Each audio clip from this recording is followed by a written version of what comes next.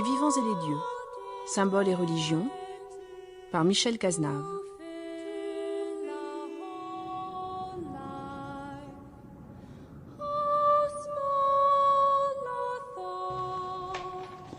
Voilà, à la demande de Jean-Claude Carton, j'ai accepté de reprendre mon ancienne émission sur France Culture. Simplement, un tout petit changement dans le titre, puisque maintenant ça va s'appeler Des vivants et des dieux. Et si je me rappelle bien, nous devons avoir un rendez-vous mensuel.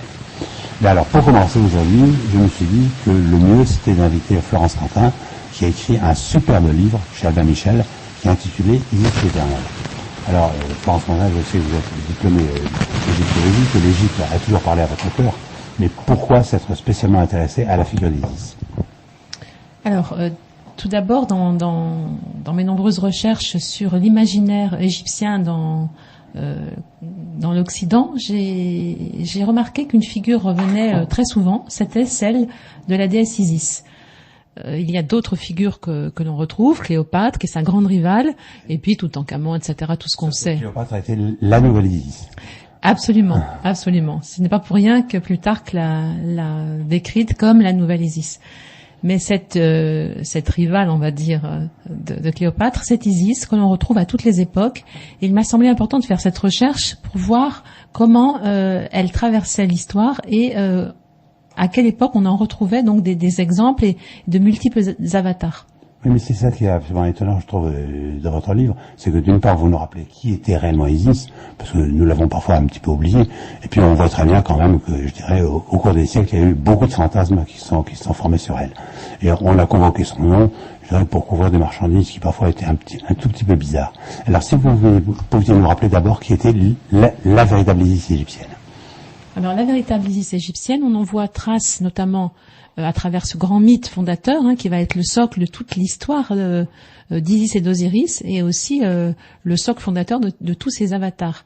On retrouve donc des traces de cette Isis égyptienne dès le 4e millénaire dans les textes funéraires, où on a une version du mythe très très réduite, pas celle que Plutarque nous donnera à l'époque classique, et on voit que c'est une déesse qui apparaît comme avec Osiris, comme la déesse, l'archétype du couple civilisateur. Avec Osiris, elle est la déesse de l'agriculture, la déesse de la magie, une déesse thaumaturge qui guérit, mais aussi celle qui amène la civilisation à l'Égypte, puisque elle apprend aux hommes, avec Osiris, à cultiver la terre et donner cette fécondité à l'Égypte qui, sans cette fécondité, sans l'exploitation de ce Nil très fécond, n'existerait pas. Cette grande civilisation n'existerait pas. Oui, mais justement, est-ce que ça ne veut pas dire que d'une certaine manière, la civilisation égyptienne a toujours considéré qu'elle dépendait d'Isis, d'une certaine manière? Oui, je pense que si on associe Isis à la fécondité, à une figure de la fécondité, à une figure de celle qui féconde le monde, on va le voir, qui effectivement l'Égypte ancienne repose sur ce mythe fondateur et est toujours associée à cette grande figure archétypique du féminin. C'est là qu'on peut se demander, est-ce que quand même Isis ne renvoie pas, je dirais, à la notion générale de ce qu'on appelle la déesse. Je ne veux pas dire la déesse mère, parce que ça, on peut beaucoup discuter. Mais disons la grande déesse, parce qu'on a l'impression qu'avant que les hommes prennent le pouvoir, de cette manière, c'est la grande déesse. On le voit bien à Sumer avec la déesse Inanna, on le voit bien en Mésoamérique, et je fais exprès de prendre des continents vraiment complètement différents les uns des autres, dans lesquels, en principe, il n'y a pas eu de contact. On a l'impression que, disons, à la fin du paléolithique, c'est-à-dire à la fin de la préhistoire, et au néolithique, je pense particulièrement à tout ce qu'on a retrouvé en Corse ou en Sardaigne, précisément, c'était cette déesse qui était tellement présente. Alors effectivement, je pense ça rejoint exactement ce que vous dites, et je sais que vous en êtes le spécialiste également, de la grande déesse, cette grande déesse mère, cette grande mère, parce que c'est quand même la grande mère, cette grande déesse au départ qui est effectivement l'épouse notamment du roi. Et on retrouve, je pense, en Égypte, cette figure. On la retrouve aussi, alors pas seulement dans Isis, on la retrouve aussi dans d'autres déesses égyptiennes du Panthéon, comme Hathor. Donc Isis serait plutôt l'incarnation de l'épouse fidèle, opiniâtre, résolument amoureuse de son époux, qu'elle va reconstituer, on va le voir, une fois qu'il aura été tué et démembré par son frère, et aussi plus tard l'archétype de la mère. On va dire que la déesse qui pourrait nous faire le plus penser à Inanna, puisque vous parliez d'Inanna ou d'Ishtar, ça serait plutôt Hathor, qui est la déesse de l'amour, c'est l'éros humain et divin sur la terre. Oui, mais alors, c'est la question que je me pose, Laurence Quentin. Est-ce que d'une certaine manière, Isis et Hathor ne sont pas que des aspects de la déesse? Parce que nous, évidemment, pour nous, si on est amante, et puis si on est une mère éplorée, ça ne peut pas aller ensemble. Et de se dire, est-ce que la mère et l'amante, après tout, pourquoi ça ne serait pas la même chose? Oui, je pense que c'est une classification erronée de notre esprit occidental. Ce sont des fonctions qui ne s'opposaient pas dans l'Antiquité et qui s'opposent aujourd'hui. Voilà pourquoi Isis, à la basse époque, va fusionner avec Hathor. Isis est représentée avec un petit trône sur la tête, c'est comme ça qu'on la reconnaît, et puis très vite, on va la voir dans les représentations plus classiques, enfin de la basse époque, avec les cornes lyriformes enserrant un disque solaire qui est la coiffure. Ce que vous appelez la basse époque, pour que nous soyons bien d'accord. C'est en gros ce qui correspond à la civilisation hellénistique, je dirais. Oui. Et puis au monde gréco-latin. Absolument. D'accord. Bien, alors, mais lorsqu'on parle d'Isis, est-ce qu'il n'y a pas un aspect sur lequel il faut quand même insister? Parce que, d'après ce que j'ai lu dans votre livre, Isis était une déesse solaire. Or, pour nous, on sait très bien que le soleil, c'est masculin. Et d'ailleurs, il suffit de lire les psychanalystes. Dès qu'ils voient le soleil, c'est masculin tout de suite. On se dit quand même, est-ce que finalement nous avons tellement raison que cela? Est-ce que Isis ne nous propose pas autre chose? Alors, déjà, vous l'avez dit, l'Égypte nous propose autre chose. Toutes les déesses du panthéon égyptien ont une dimension solaire. Elles sont souvent figurées comme l'Uræus, vous savez, ce serpent qu'on trouve devant au front des dieux et des pharaons.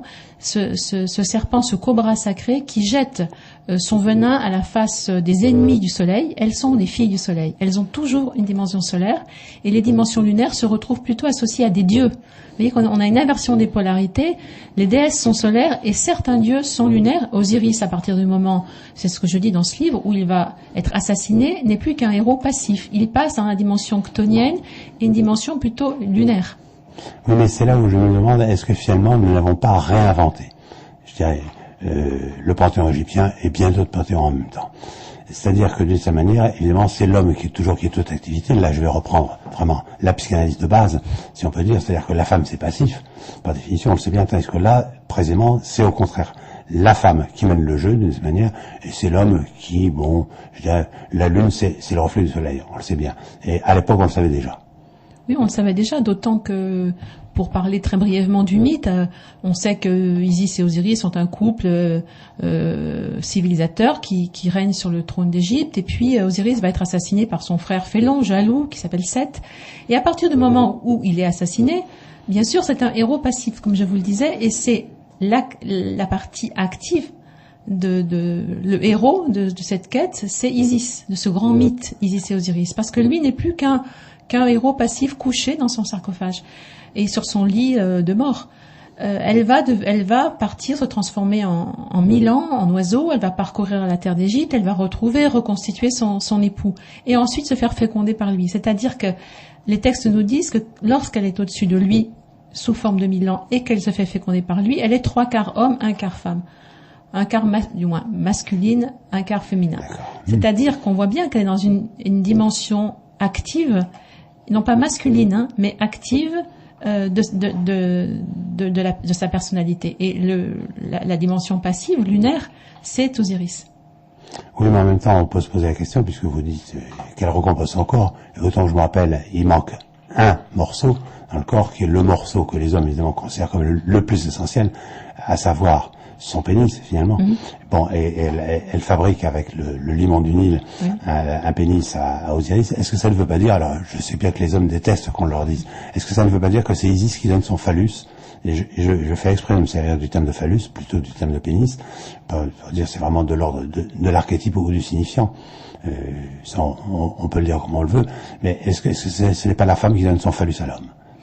Écoutez, vous êtes très bien placé en tant que Jungien pour nous éclairer là-dessus, mais je pense que je suis tout à fait d'accord avec vous. C'est-à-dire qu'on peut pas s'en tenir à la version au premier degré du mythe. C'est-à-dire qu'elle lui modèle un pénis, mais c'est bien au-delà d'un artefact, quoi. C'est pas seulement un pénis. Effectivement, je pense qu'en lui redonnant ce pénis, elle lui donne son phallus, c'est-à-dire elle régénère sa virilité, parce qu'à la suite de cet acte, elle va pouvoir être fécondée par lui, et avoir ce fils solaire qui s'appelle Horus et qui sera appelé le vengeur de son père.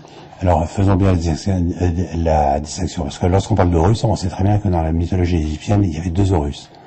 Donc, vous parlez de celui qu'on appelle Horus le Jeune. Alors, effectivement, il y a un Horus l'Ancien, il fait partie des 5 enfants de la déesse Nout, la déesse du ciel, qui a eu dans ces 5 enfants Isis, Osiris. Déjà la déesse du ciel. La déesse du ciel. Hein, alors là aussi, on aurait pu en parler. J'ai failli vous reprendre tout à l'heure, enfin vous répondre du moins. C'est-à-dire qu'en Égypte, le ciel est féminin, c'est Nout, ce long corps étoilé qui avale le matin et qui en accouche le soir. Et la terre est Geb. Alors vous voyez, la terre c'est un dieu masculin. Et le ciel est une dimension féminine, c'est une déesse. C'est là où nous devons nous dire que nous n'avons pas la vérité. Nous n'avons qu'une version qui a été recomposée selon nos fantasmes, selon nos désirs à nous, mais que éventuellement il y a des civilisations qui nous racontent des choses complètement différentes. Oui, complètement. Et vous le savez, de nombreuses civilisations. Alors on voit bien effectivement que dès le départ, les premiers récits cosmogoniques, on voit que le ciel et la terre sont déjà, par rapport à ce qu'on connaît, des polarités inversées par rapport à celles qui sont les nôtres. Et dans ce ventre, pour répondre à votre question, Nout a 5 enfants, donc Horus l'Ancien, dont on parle assez peu dans la mythologie, notamment dans le grand mythe d'Isis et d'Osiris. Et le seul Horus, on va dire, dont on parle vraiment, c'est Horus le Jeune, c'est-à-dire l'enfant né de cette union post-mortem entre Isis et Osiris. Oui, mais alors en même temps, il y a quelque chose sur lequel j'aimerais bien que vous nous ameniez quelques lumières.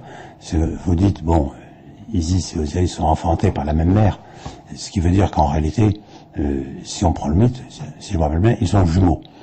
Et même à la limite, déjà dans le ventre de leur mère, ils font l'amour ensemble. Oui. Et on peut se dire, quand même, des jumeaux qui font l'amour, c'est quand même de l'ordre de ce que nous appellerions l'inceste. Mais en même temps, qu'est-ce que ça veut dire au juste?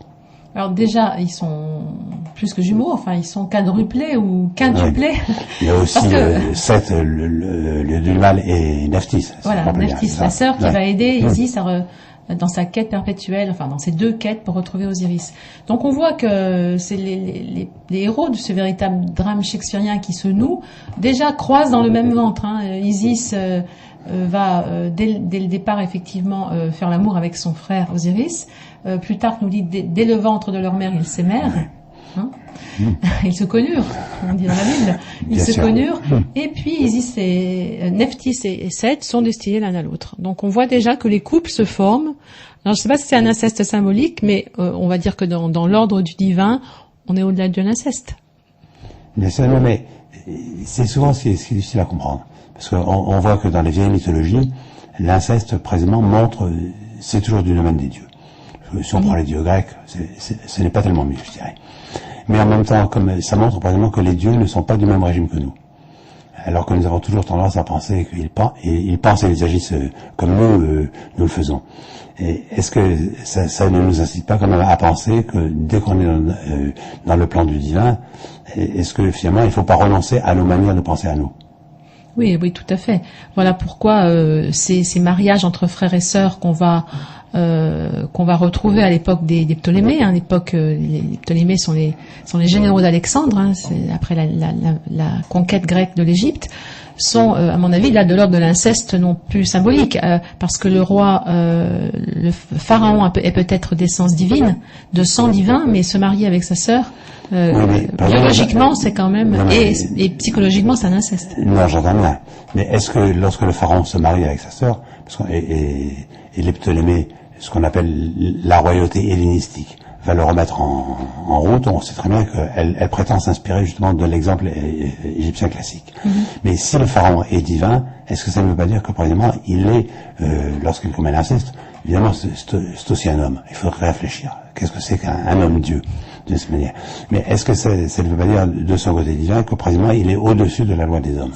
Et que, on peut le penser, effectivement, d'un pur point de vue génétique, je dirais, mais qu'en même temps, ça nous indique un au-delà. Oui, d'un point de vue psychospirituel, effectivement. Alors, effectivement, il en tant que représentant de Dieu sur terre, c'est-à-dire justement dans ce cas précisément de réceptacle d'Horus incarné en lui, il a une dimension divine. Et quand il s'unit à sa sœur, c'est certainement dans un sens rituel, mais aussi, on va dire, charnel. mais il est au-delà, effectivement, on peut le penser différemment. C'est très difficile pour nous de le comprendre ainsi, mais il est dans sa dimension, effectivement, divine et d'incarnation du Dieu sur terre. Et celui aussi, n'oublions pas, dans la théocratie, moi je précise toujours ça, il faut recontextualiser. On voit ça avec le recul du temps et on se dit, mais enfin, quel autocrate que ce pharaon qui faisait ployer le peuple sous les impôts et sous le fouet, ce qui est une aberration, parce que en théocratie, sous le régime théocratique, le roi est garant. Il doit donner des garanties à son peuple. C'est lui qui fait un peu le paratonnerre, finalement, entre le divin et la terre. C'est cela qui est assez étonnant, parce qu'on va voir, précisément, dans l'Égypte hellénistique, on va voir un certain nombre de théoriciens, je dirais, qui vont essayer de penser la royauté sacrée, mais précisément c'est une royauté sacrée. Autrement dit, ça veut dire que le roi a un droit sur son peuple, mais que le peuple a un droit sur son roi, et que le roi est l'intermédiaire, je dirais, entre le ciel et la terre. Tout à fait. Et ça c'est quelque chose que nous oublions très nous avons oublié. Souvent. Il est garant des récoltes, il est garant de la fertilité de l'Égypte, des années de disette. Il y a eu des pharaons qui ont été assassinés. Je ne dis pas il y a eu des révoltes sociales en Égypte, on a oublié de le dire. Il y a eu des périodes où il y a eu de grands désordres sociaux. Et on va dire qu'il y a eu une démocratisation de certaines pratiques, notamment les pratiques funéraires. Les gens n'étaient pas écrasés par Pharaon. Il faut oublier cette idée, mais je crois qu'on a oublié cette idée de société sacrée, où le roi n'est pas seulement un autocrate, mais il est aussi il est responsable de la bonne marche du pays. Eh bien, il est responsable du sort de son peuple, de sa manière. Absolument. Et donc, si ça ne va pas, on le sait justement, puisqu'on parlait de Cléopâtre en tant que rivale d'Isis, on sait très bien que Cléopâtre, il y a eu sous son règne plusieurs années de disette, et que ça s'est très très mal passé. Oui. Parce que précisément, elle ne remplissait plus son rôle. De cette Absolument. Manière. Bon, ben alors, quand même, si vous voulez bien, revenons à Isis, et racontez-nous bien son histoire, que nous l'ayons bien dans la tête. Alors, bien son histoire, je pense que ça va durer 2 heures, non, tu plaisantes. Non, mais... Bien son histoire, Isis règne sur le double pays d'Égypte, dans le bonheur, avec son époux, qui est un être assez extraordinaire, 4,50 m. Alors, je vous interromps tout de suite. Oui. Le double pays d'Égypte, il faut peut-être rappeler aux auditeurs que, effectivement, il y a la haute Égypte et la basse Égypte. Absolument. Et que... en remontant très très loin dans le temps, ils n'étaient pas unis, et que ce sont quand même, il me semble, absolument, c'est la tradition pharaonique qui les a réellement unis. Oui, il y avait donc deux pays, le nord et le sud, et ils ont été réunis à la suite il y a beaucoup de petits roitelets qui finalement ont été unis sous le chef d'un seul. On a réuni le pays nord et sud. Donc ce double pays d'Égypte, basse Égypte, haute Égypte, ce couple civilisateur, puisque comme je vous le disais, il amène l'agriculture, mais aussi les lois, c'est-à-dire le vivre ensemble, parce qu'avant on vit un peu sans loi, donc on est proche du chaos que redoutaient tellement les Égyptiens.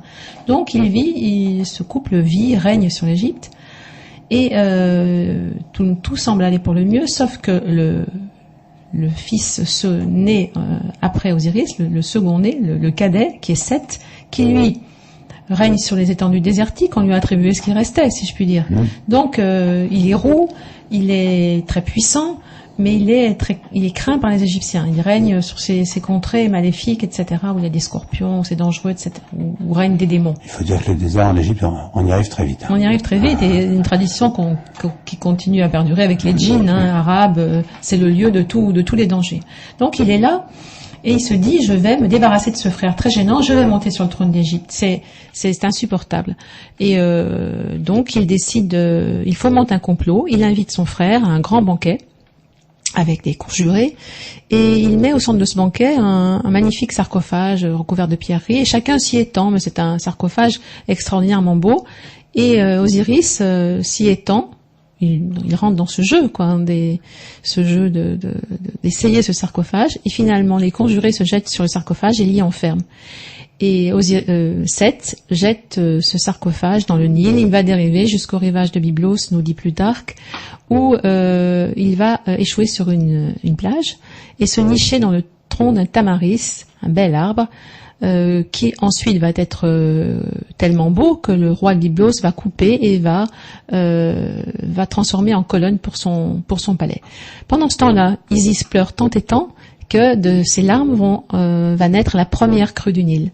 Et il y a une anecdote que je trouve très très jolie, c'est que avant que le barrage d'Assouan ne soit construit, en Égypte, alors qu'on avait complètement oublié le mythe originel, on appelait cette nuit qui annonçait la crue, la nuit des larmes. Alors on voit bien que Isis est derrière tout ça. On a oublié l'histoire, mais la nuit des larmes, c'est la nuit des larmes d'Isis. Alors Isis, elle pleure tant aussi bien, mais c'est une femme opiniâtre, on va le voir, qui toujours se relève. Et elle se transforme en oiseau, c'est là aussi la grande magicienne, et elle va voler au-dessus de l'Égypte, elle ne trouve pas son époux, elle va jusqu'à Byblos, elle le retrouve, après toute une série d'épisodes, elle le ramène, elle le cache dans les marais, qui symbolise pour les Égyptiens le liquide amniotique, c'est le grand royaume du féminin, elle le cache, mais Seth, une nuit de pleine lune, le retrouve et se débarrasse, croit-il, définitivement. Là, à nouveau, je suis désolé de vous interrompre, mais vous dites une nuit de pleine lune. Est-ce que précisément ça ne peut pas être que pendant une nuit de pleine lune que Seth peut le retrouver? Parce que justement, nous sommes dans son masculin lunaire, en tant que tel. Absolument. Dans sa passivité, il est effectivement, c'est très intéressant ce que vous dites, parce que ce frère félon ne le retrouve qu'avec l'aide de la lune, qui éclaire tout d'un coup cet endroit où il est si bien caché ou si mal caché, et c'est ainsi qu'il s'empare du corps. Effectivement, on est dans une symbolique complètement lunaire.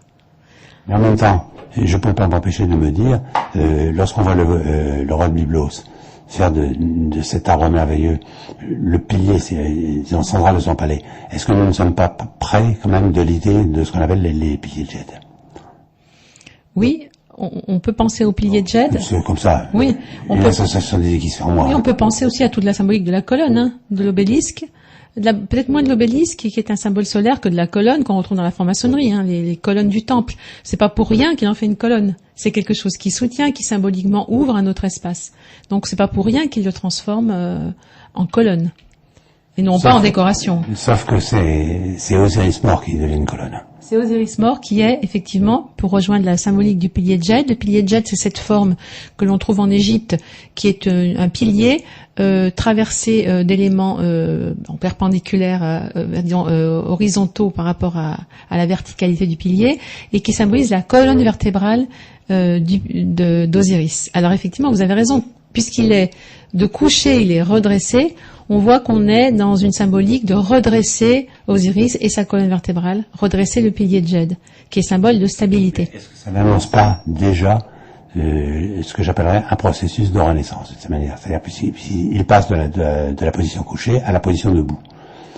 Bon, même mort, et il reste mort. Oui, mais ensuite il est de nouveau couché dans les marais. D'accord. Alors, mais dans les marais aussi, vous avez raison, on est dans l'ordre du féminin, là. De nouveau, il y a une espèce de régression dans le grand tout de l'eau de l'inconscient. C'est-à-dire d'une certaine manière, il est réenfanté. Il est réenfanté à travers ce liquide amniotique, enfin ce symbole du liquide amniotique. Oui, mais c'est là la question que je me pose. Est-ce que la seconde naissance, pour lui, n'est pas la véritable naissance, de cette manière? La seconde naissance est la véritable naissance. Et effectivement, je pense que vous avez raison de dire qu'elle commence peut-être avec l'érection du pilier de Djed, c'est-à-dire l'érection de cette colonne dans le temple de Byblos, dans le palais de Byblos. Vous vous rendez compte de votre vocabulaire?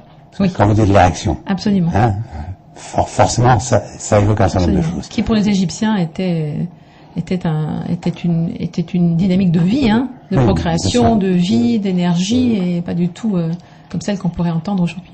Bien, alors, on retrouvait donc Osiris, Osiris dans les marais. Est dans les marais. Son frère s'empare de son corps. Il dit cette fois, je vais m'en débarrasser définitivement, et il le démembre, il le coupe en plusieurs morceaux. Il y a plusieurs versions, notamment le nombre de nomes, c'est-à-dire de provinces égyptiennes, ou alors on repart dans la symbolique lunaire, ou en 14, c'est-à-dire la moitié d'un cycle lunaire. Vous voyez, si on prend la version du 14 morceaux, on est de nouveau dans la moitié d'un cycle lunaire et dans une symbolique lunaire, associée, encore une fois, à un dieu masculin. J'en ai mal à Isis là-dedans. Alors Isis, que fait-elle? Elle repart dans une seconde quête sous forme d'oiseau, et patiemment elle va reconstituer les morceaux épars de son bien-aimé. Elle va en faire la première momie, ce qu'on peut appeler la première momie. Elle va le reconstituer grâce à Anubis, qui est, vous savez, le dieu psychopompe, le dieu à tête de chacal, qui va reconstituer et faire de ce corps blessé, meurtri, la première momie. Et c'est ainsi que, comme je vous le disais tout à l'heure, elle va se faire féconder par lui après lui avoir redonné son pénis phallus. et elle va se faire féconder par lui, et de cette union va naître Horus. Non, mais c'est là justement où je me pose le thème de la renaissance en tant que tel. Parce que Osiris, je dirais, il est mort, il est rappelé à la vie, disons la vie de l'au-delà. Mais en même temps, il entre dans l'immortalité en tant que tel, qui est notre rêve à tous. Oui, notre rêve à tous. Et vous aviez raison de dire que c'est sa vraie naissance. On va dire sa seconde. Au départ, tout lui est donné à cet homme. D'ailleurs, c'est un joli cœur. On va passer sur les épisodes où il trompe sa femme. C'est un beau parleur. C'est un bon orateur. Enfin, c'est un peu le chéri c'est un homme, le chéri de ces dames, le chéri tout court des Égyptiens. Et ensuite, il rentre dans sa vraie naissance. Je suis d'accord avec vous, dans le sens, dans sa véritable, on va dire, naissance, sa véritable vie, parce que grâce à cette mort et à ce sacrifice qui est le sien, quelque part, il va donner la fécondité à l'Égypte, des larmes de son corps vont naître cette fécondité dont je parlais, ça va encore régénérer le pays, et grâce au travail d'Isis, encore une fois, il va devenir le dieu des morts, il va désormais régner sur, on va dire, l'Amenti, c'est-à-dire le domaine, on va dire le monde souterrain des Égyptiens, et là, il va, à partir de ce moment-là, il va pouvoir juger les défunts qui accèdent à l'immortalité grâce à lui, et chacun pourra être dit Osiris, Michel, Osiris, Saint-El. Non, mais c'est là où je me demande, parce que Dieu sait que chez nous, les livres des morts égyptiens, on en a entendu parler. Mais est-ce qu'on peut comprendre les livres des morts égyptiens si on ne tient pas compte de la légende en tant que telle? Alors, dans les livres des morts, c'est assez compliqué, parce qu'effectivement, on voit qu'il y a ces tribulations, hein, un peu comme de Bardo Todol. On voit le livre des morts tibétains. On voit ces pérégrinations de l'âme, on va dire, même si l'âme est un concept qui est pas très égyptien, mais enfin, à travers ce monde souterrain, avec beaucoup d'épreuves. Hein. Et effectivement, on peut le relier à la mort d'Osiris, mais en un peu plus complexe, parce que le soleil intervient, il y a beaucoup d'opposition, des démons, etc., et beaucoup d'épreuves. Mais ce que je trouve extraordinaire, si je me rappelle bien les fresques que j'ai compris, c'est qu'au jugement d'Osiris, il y a quand même toujours Isis qui est à côté de lui, qui est derrière lui, et Nephthys. Toujours. C'est comme si, d'une certaine manière, il ne pouvait pas être le dieu des morts et de la mort bienheureuse s'il n'y avait pas ce féminin qui veillait sur lui. Alors, merci de le remarquer, parce que c'est rarement expliqué quand on parle quand on commente ces papyri funéraires, dont on a certains exemples très très beaux d'ailleurs, où on voit le défunt se présenter devant la balance, vous savez, la psychostasie, la pesée de l'âme, où son âme est pesée, elle doit être aussi légère que la plume de Maat, la déesse de la vérité, de la justice, et ensuite, une fois qu'il est déclaré juste de voix, il peut être jugé, enfin, parvenir au rang de juste de voix, de bienheureux, enfin, il est sauvé. Et derrière Osiris, qui trône là, dans ce tribunal de l'au-delà, il y a toujours ces deux femmes, vous avez raison. Ces deux aspects, je pense que ce sont deux aspects du féminin, et pour un Jungien peut-être de l'anima. Hein. Oui, ça j'entends bien, mais ce qui me semblait important, c'était de bien marquer que ce féminin était toujours présent. Toujours. Et que Osiris sans le féminin, c'est pas très facile, parce que je dirais que chez nous, parfois, lorsque je lis un certain nombre de textes écrits à la fin du 19e siècle, ou même dans le courant du 20e siècle, on a l'impression que le féminin, bon, il n'a pas oublié, c'est Osiris qui est le moteur central, je dirais, de toute l'affaire. Alors qu'on a bien l'impression quand même que c'est Isis en tant que tel. Alors c'est peut-être une interprétation de ma part, mais il me semble effectivement que on a toujours fait d'Osiris le grand héros de cette geste égyptienne, de ce mythe égyptien. Mais encore une fois, je le répète, ce que je dis beaucoup dans mon livre, à partir du moment où il est assassiné, il ne fait plus rien, il est passif. Et la grande héroïne pour moi, c'est Isis. Voilà pourquoi elle va avoir, je pense, ce succès, cette pérennité dans toute l'histoire. C'est elle qui est ce phare rayonnant de l'histoire. Non, parce que justement, je me rappelais un livre de Marie-Louise von Franz, par exemple, qui s'intéresse, alors je sais très bien que c'est assez tardif, au roman d'Apulée. Vous savez, l'âne d'or, enfin, ou les métamorphoses, suivant le titre qu'on lui donne. Et dans laquelle elle explique bien que pour un homme, il s'agit de devenir un Osiris. Et que Isis, il y a un moment où elle sort du champ, on ne sait pas trop ce qu'elle devient. Et je me dis là quand même, est-ce que ce n'est pas être entièrement conformé par notre culture à nous et notre héritage à nous? Alors être conformé, je crois que ça va vous plaire, ça va être conformé par un tournant essentiel qui a été pris à l'époque justement gréco-romaine, où on voit que dès l'époque gréco-romaine, Isis est considérée comme le reflet du soleil. Elle perd sa dimension solaire propre, elle devient le reflet du soleil, nous disent plus tard Hérodote, etc. Donc dès l'époque grecque, on sait bien que c'est une civilisation très patriarcale, et donc elle perd sa dimension solaire. Et à partir de là, on va nous raconter longtemps que Isis est une sorte d'élément féminin comme ça, la gentille épouse, toujours proche de son époux, qui pleure, la veuve, la pietà. Voilà, on a une idée de pietà avec le corps démembré dans les bras. Moi, je pense que c'est pas du tout mon interprétation, et c'est pas comme ça que les Égyptiens voyaient le mythe. Non, mais c'est ça qui est intéressant, c'est de se dire, on a l'impression que lorsque Isis passe dans la civilisation hellénique, grecque, puis gréco-latine, c'est que en fait, elle change complètement de registre.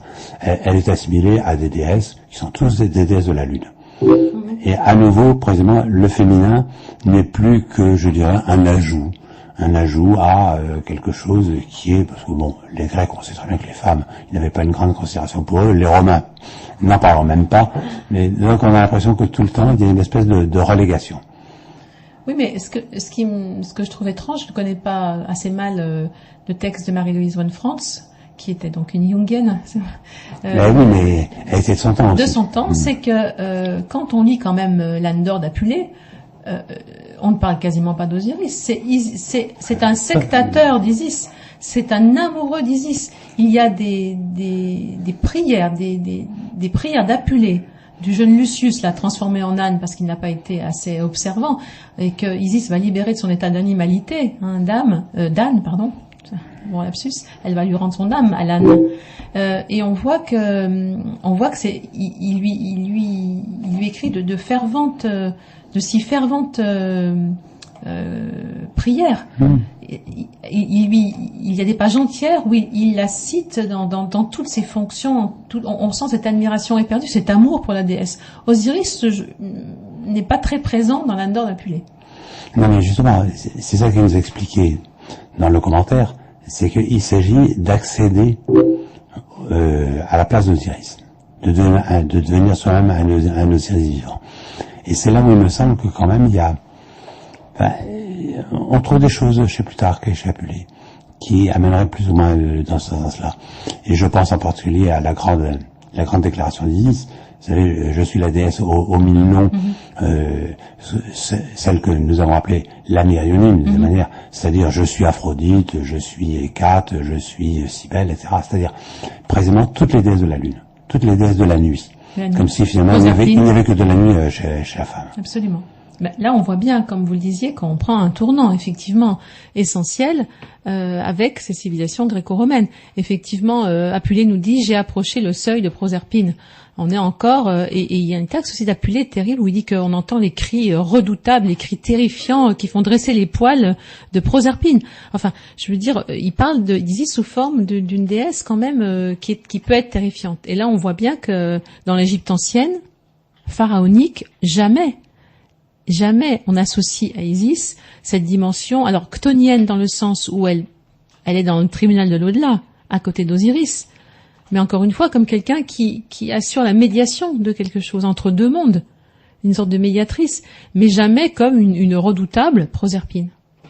C'est là où je me demande, est-ce que, parce que à nouveau en lisant la littérature classique, si on peut dire, on voit très bien que c'est tout le temps à Plutarque et c'est tout le temps à Apulée que l'on fait référence. Est-ce que d'une certaine manière, nous ne sommes pas les héritiers justement d'une fausse lecture d'Isis?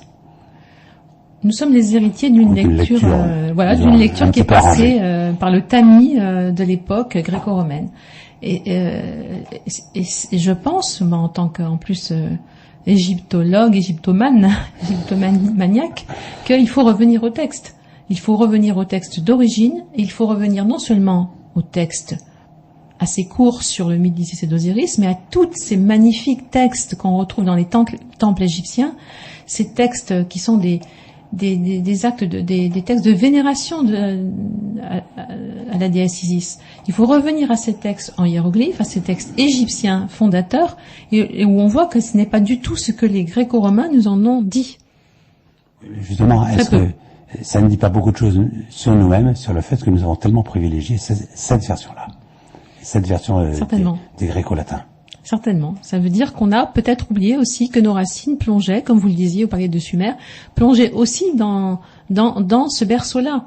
Je sais que vous aimez les Celtes, dans le vieux fond celtique, où la déesse est quand même au premier plan, dans le vieux fond celtique, qui est le nôtre, ou dans le vieux fond du Proche-Orient et égyptien. On a complètement, on va dire, zappé, pour parler d'intermoderne, cette dimension-là. On nous fait croire que nous sommes les héritiers du monde gréco-romain, mais pas seulement. Ah oui, malheureusement. Mais alors, en même temps, on voit que cette Isis, revue par la culture latine et la culture grecque, va avoir quand même une descendance absolument extraordinaire à l'intérieur de toute notre culture. Bon, alors, je suis d'accord, elle est acceptable maintenant. Enfin, bon, pas pour moi, mais enfin, elle est acceptable pour la culture que nous sommes. Mais en même temps, on a l'impression qu'elle va tout le temps faire retour. Que d'une certaine manière, on aura toujours essayé de s'en débarrasser, mais qu'elle sera toujours là. Et on peut pas se débarrasser d'une figure archétypique aussi puissante et aussi complète, parce que vous voyez qu'elle incarne beaucoup de choses, hein, la femme, la mère, en s'associant à Thor, l'Éros, parce qu'on la verra aussi associée à Aphrodite, hein, pas seulement des déesses lunaires. Donc on voit qu'elle sera associée à... Sauf que nous avons oublié qu'Aphrodite, c'est quand même le livre de Kyrénie qui nous le rappelait, Aphrodite était une déesse du soleil. Voilà. Ça, on l'a complètement oublié. On l'a oublié, et pour cause, une fois de plus, on en a fait... on connaît la légende de sa naissance dans l'eau à la suite du sperme. Enfin bon, on voit bien qu'on est encore du côté du masculin. Bien sûr. Donc là, Isis, elle a tellement elle incarne tellement d'aspects du féminin, je pense qu'elle fait tout le temps retour. Mais aussi parce qu'elle parle de nous. Elle parle de nous, elle parle de notre quête intérieure, qui est celle de cette interrogation permanente sur l'immortalité, cette soif, ou moi c'est ce questionnement, est-ce que nous sommes immortels? Qu'y a-t-il après? D'une certaine manière, si je peux me permettre, est-ce que ce n'est pas un peu vous savez, le fameux titre du tableau de Gauguin, d'où venons-nous, où allons-nous? Voilà, tout à fait. Hein? Et depuis quoi, et vers quoi? Et vers quoi? De manière. Et de dire quand même que c'est la femme qui règne sur tout ça. Bon, je suis peut-être un peu légèrement féministe, oui. Mais je ne m'en cache pas, j'assume, sans problème. C'est très bien. Bon, d'accord. Mais en même temps, alors, il y a une figure à laquelle je voudrais bien qu'on s'intéresse, parce que généralement, c'est absolument refusé. De dire quand même, est-ce qu'il n'y a pas une filiation, je dirais, de la figure d'Isis à la figure de la Vierge Marie. Je vous dis ça parce que je me rappelle mon premier voyage en Égypte, dans lequel j'ai assisté par les Coptes, évidemment, à la bénédiction des eaux du Nil, sous l'invocation de la Vierge Marie. Et moi, je regardais ça, mais je me disais, c'est exactement ce qu'on appelait autrefois le Navigium Isidis. C'est-à-dire, c'est l'ouverture de la navigation sous l'hospice d'Isis. Et je me dis qu'en même temps, que les fameuses représentations de Christ, vous savez, sur les genoux de sa mère, etc., ça a quand même beaucoup à voir avec Isis. Alors effectivement, quand on prend cette dernière image que vous décrivez, on voit à la basse époque, à l'époque classique, enfin gréco-romaine, on voit beaucoup de ces statuettes en bronze d'une Isis portant Horus sur les genoux. Donc c'est une figuration qui était très appréciée par les Égyptiens et qui s'est beaucoup répandue dans l'Empire romain. Et on voit effectivement qu'elle a donné naissance à on va dire, il y a une filiation, c'est très difficile historiquement de la faire, mais dans les formes, effectivement, à ces vierges romanes qu'on appelle les vierges noires. Et là, c'est difficile de ne pas faire le lien entre ces Isis portant Horus, dans leur frontalité, leur hiératisme, leur verticalité, et puis ces vierges noires. Alors, c'est pas moi qui l'invente, parce qu'on sait qu'il y a plusieurs origines, ces vierges noires. Il y a une origine autochtone, on va dire, avec l'héritière des grandes mères gauloises. Et puis on replonge à nouveau vers le néolithique, de cette manière. Vers le néolithique, oui. C'est-à-dire ce sur quoi nous n'avons pas de renseignements précis, ce qui nous a permis de raconter à peu près n'importe quoi. Tout à fait. Donc on a donc deux filiations. La filiation gauloise. Il est évident que ces madones, bien sûr, sont à la découverte souvent miraculeuse, ces Vierges noires, viennent certainement du vieux fond gaulois, enfin du moins dans l'inspiration formelle et symbolique. Et il y a une tradition qui appelle ces vierges Notre-Dame de Sous-Terre et surtout Notre-Dame la Noire, Notre-Dame la Nègre et l'Égyptienne. Alors on en retrouve par exemple une égyptienne, une statue de Vierge Noire romane du XIIe siècle, je crois, à Notre-Dame du Puy, où on l'appelle l'Égyptienne, c'est pas pour rien. On dit qu'aussi à Saint-Germain-des-Prés, il y avait une statue jusqu'au XVIIIe siècle, oui, au XVIIIe siècle, une statue qui serait une Isis rapportée d'Égypte, dont le corps était serré dans des bandelettes. Et quand à la Révolution, on sort cette statue de la Vierge de Notre-Dame du Puy et que les révolutionnaires la jettent dans le feu, c'est au cri de à mort l'Égyptienne. Vous voyez qu'on c'est très fort là, on est dans quelque chose de la filiation, pas seulement formelle mais symbolique. Et on sait, comme vous le disiez, que c'est sans doute passé par ces représentations d'Isis et par le monde copte, les tout premiers chrétiens d'Orient, d'Égypte, qui ont figuré cette Vierge très très proche d'Isis. D'ailleurs, il faut se rappeler que au fameux Concile d'Éphèse, quand on déclare la Vierge Marie Théotokos, mère de Dieu, on sait très bien que c'est quand même sur l'insistance de l'évêque d'Alexandrie. Oui, c'est pas pour rien. Les Égyptiens, quand même, ils ont eu un grand rôle. Absolument. Puis on voit très bien comme les autres. Ils aiment pas beaucoup ça. Ils aimaient pas beaucoup ça. Mais en même temps, vous le savez bien sûr, Florence Quentin, mais je rappelle les fameuses litanies de Lorette, le fameux Stella Maris, l'étoile de mer. Autant que je sache, le Stella Maris, ça remonte très loin. Et bien avant la Vierge Marie.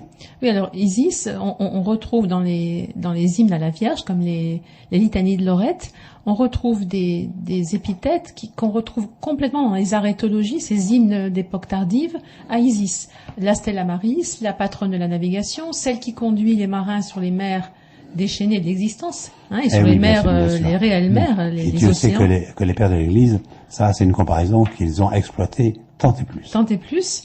Et c'est-à-dire que tous ces épithètes, mais qu'on retrouve dans les litanies de Lorette, on les retrouve dans les arrêtologies à Isis, sous le à Maroney, enfin dans toutes les arrêtologies d'Isis, on retrouve exactement ces épithètes qui vont être, on va dire, qui vont transiter je ne sais pas par où, mais qu'on va retrouver dans les litanies de Lorette et ces grands hymnes à la Vierge, et vous en parliez dans certains de vos livres, qui sont d'un érotisme quand même assez troublant à cette époque au Moyen-Âge où on parle du ventre de la Vierge. Enfin, on est vraiment dans quelque chose d'assez charnel qui nous ramène à cette fameuse on explique Isis. même que la Vierge dégage une odeur sur laquelle se guide Dieu pour la trouver sur sa couche.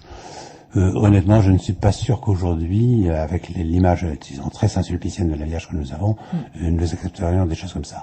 Et je me rappelle en particulier un sermon de Bernard de Clairvaux. Alors, tu sais que Bernard de Clairvaux, c'est un grand mystique, mais bon, qui boit le lait de la Vierge quand même. Oui. Bon, je ne vais même pas faire de commentaire. Mais dans un de ses sermons, dans lequel il explique que Dieu envoie l'ange Gabriel pour aller visiter la Vierge, pour lui annoncer qu'elle va enfanter. Et puis tout à coup, Dieu se dit, oui, mais alors l'ange Gabriel va voir la Vierge avant moi. Et on voit Dieu se dresser comme un beau diable, si j'ose parler ainsi, sur son nuage, dégringoler de son nuage, courir sur la terre, se jeter dans le ventre de la Vierge en disant « Ah, Gabriel, tu peux toujours arriver. » Non mais, je veux dire, de dire quand même qu'il y avait tout un aspect érotique de la Vierge, est-ce que ça ne renvoie pas précisément à cette sorte de parenté que vous signaliez entre Isis et Hathor, de cette manière? Oui, tout à fait. Il y a d'autres, vous parliez d'Inanna ou d'Ishtar au Proche-Orient, à ces déesses qui sont l'incarnation de l'Éros. Et Hathor, elle aide, je fais un retour en arrière, mais Hathor, elle aide le démiurge Atum à créer le monde. On l'appelle la main du dieu. Alors, je fais pas un dessin, c'est elle qui l'aide à se masturber pour qui l'enchante pour qu'il ait du désir pour le monde. Et il ne crée le monde que soit en crachant, soit par masturbation avec le soutien de sa fille Hathor. Donc on voit bien que cet héros est créateur. Et que là on est complètement dans un érotisme, non pas au premier degré, mais un érotisme sacré. Et évidemment, on sent que dans cette Vierge du Moyen-Âge, on a encore des choses comme ça. Et vous parliez de la lactation de Marie. Moi je trouve qu'il y a une image que j'ai reproduite dans mon livre. Je ne sais pas si on peut la montrer. Non, mais montrez le livre déjà. Alors, voilà le livre. Parce que là, vraiment, c'est un livre splendide. J'ose le dire.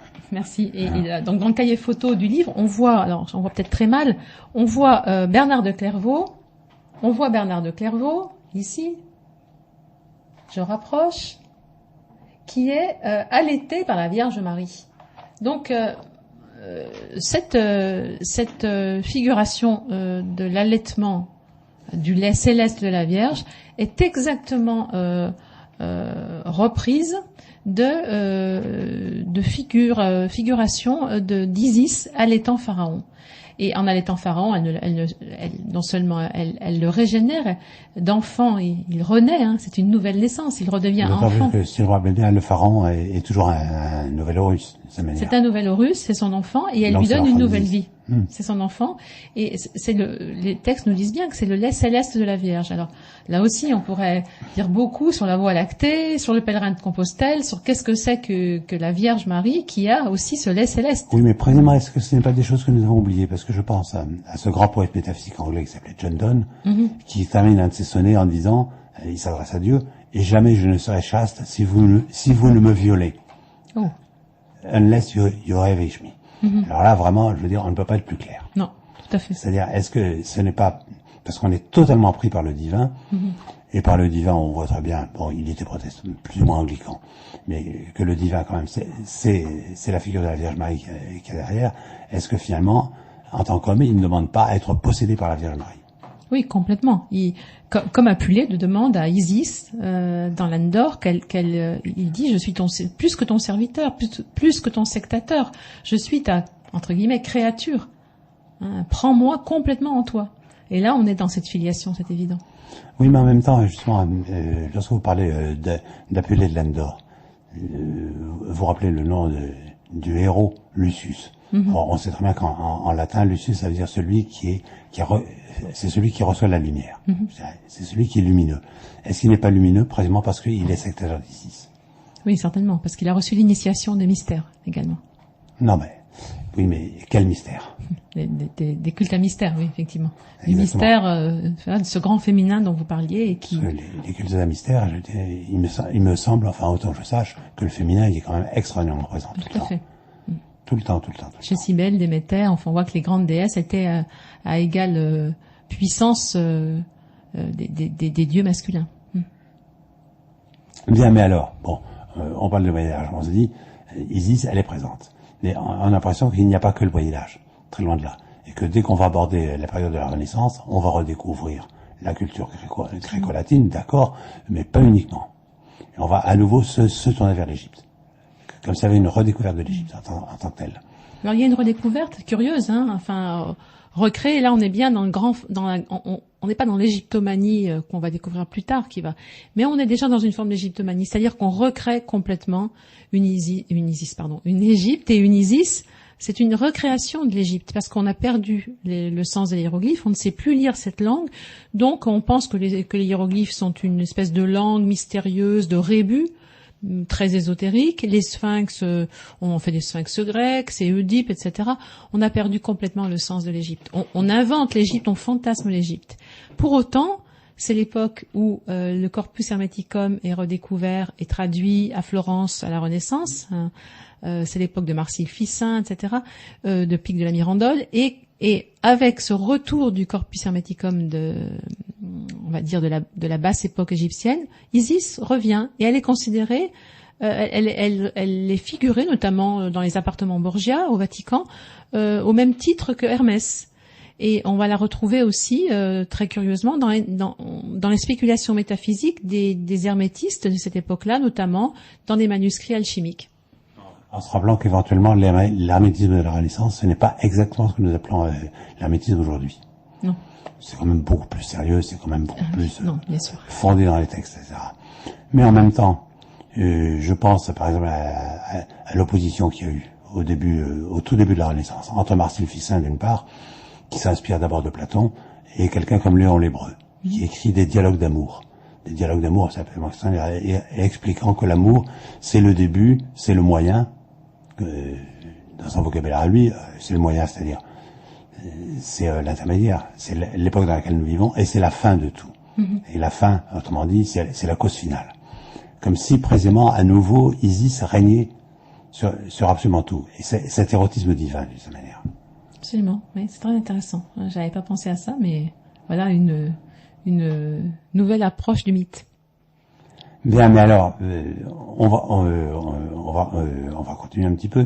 Et il y a quelqu'un à qui dont j'aimerais bien que vous nous parliez un petit peu, qui est Giordano Bruno. Giordano Bruno, parce que, bon, d'une part, quand même, l'Égypte, il a quelques rapports avec lui, et on voit très bien comment Giordano Bruno va mettre en avant, mais on est toujours dans l'héritage gréco-latin, va mettre en avant la figure de l'âne. Et évidemment, on ne peut pas s'empêcher de penser au roman d'Apulée, et à Lucius transformé en âne. Comme si, précisément, l'âne était un animal sacré, et d'une certaine manière, il fallait passer par le stade asin, si je peux dire, afin de redéboucher sur la découverte des secrets les plus profonds. Oui, et je pense que Bruno, bon, on sait qu'il va payer cher, très cher, c'est oui. très cher parce qu'il va être exécuté. Ses convictions, je pense qu'il est justement dans une Égypte aussi recréée, mais il sent quelque chose. Hein. Donc il se rattache à la fois à cette tradition gréco-romaine, mais gréco-égyptienne. On sent qu'il est alors il y a ce qu'il sait, il y a ce qu'on sait à l'époque, et puis il y a des choses effectivement. C'est un grand métaphysicien. Il sent des choses par rapport à tout ce courant égyptien. Et d'ailleurs, ça me fait penser que Seth est représenté avec des oreilles d'âne. Hein. C'est un personnage hybride. Donc, on voit que quand même déjà cet âne d'or d'Apulée, cet âne, c'est à la fois un animal de sagesse et à la fois l'animalité en nous. Et on voit que chez Seth... Oui, mais en même temps, ça ne veut pas dire, parce que je sais à quel point on s'est moqué des dieux égyptiens en disant « Regardez, ce ne sont que des animaux ». Est-ce que ça ne veut pas dire que la part animale en nous est éventuellement un peu divine aussi? Oui, tout à fait. On est loin de l'adoration. Ça, c'est dépassé. Je pense que plus personne aujourd'hui ne croit que les Égyptiens adoraient des animaux ou des figures curieuses, mi-animales, mi-divines. Là, on est dans la manifestation du divin avec des caractéristiques. Il y a toujours, chez beaucoup d'anthropologues, cette idée, regardez les autres, ils croient encore dans des divinités plus ou matériomorphes, etc. Tandis que nous avons dépassé tout ça. Est-ce que quand même les autres ne nous aient pas justement des vérités extrêmement profondes sur nous? Oui, je pense. Et ils avaient intégré, on parlait d'autres choses tout à l'heure, notamment cet héros divin et humain, et ils avaient aussi intégré que nous avions une part, comme vous le disiez, animale en nous. Hein, qu'on ne pouvait pas méconnaître cette part animale, parce que qui veut faire l'ange fait la bête. Hein. Absolument. Donc ils avaient effectivement intégré cette dimension. Mais alors, vous allez voir tout de suite où je veux en venir. Il me semble que Giordano Bruno avait fait un séjour de quelques années en Angleterre. Ah, je vois. Oui, bon, alors en saisi. Angleterre, bien sûr. Donc en Angleterre, puisque on va parler de l'époque élisabéthaine. Merci de m'orienter vers ce très bel exemple d'incarnation d'Isis à travers la reine Élisabeth Ier. Alors on a un exemple de portrait d'Élisabeth Ier qu'on appelle Élisabeth sous forme d'Iris, mais en réalité c'est une mutation. Il s'agit plutôt d'Isis. Iris c'est un personnage de la mythologie grecque, mais on pense qu'il s'agit plutôt d'Isis, où on voit Élisabeth Ier portant un arc-en-ciel comme sceptre. Donc on voit qu'elle est du domaine divin, hein, elle a transcendé sa fonction royale, et elle a un bijou planté dans les cheveux directement, ce qui est une mode qu'elle avait lancée à la cour et qui nous renvoie, on va le voir, à l'Isis d'Apulée. Elle porte un manteau ponctué d'yeux, comme l'Isis d'Apulée, et un serpent parcourt sa manche. Donc elle a la maîtrise de ce serpent. Et Isis était la maîtresse des serpents et des scorpions.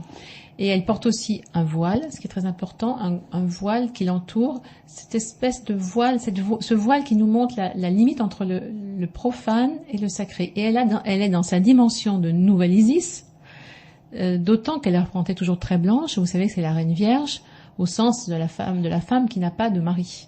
Oui, mais est-ce que précisément, à nouveau, lorsqu'on parle de la Reine Vierge, de la même manière que lorsqu'on parle de la Vierge Marie, est-ce que nous ne sommes pas aujourd'hui victimes d'une mécompréhension de ce que ça voulait réellement dire?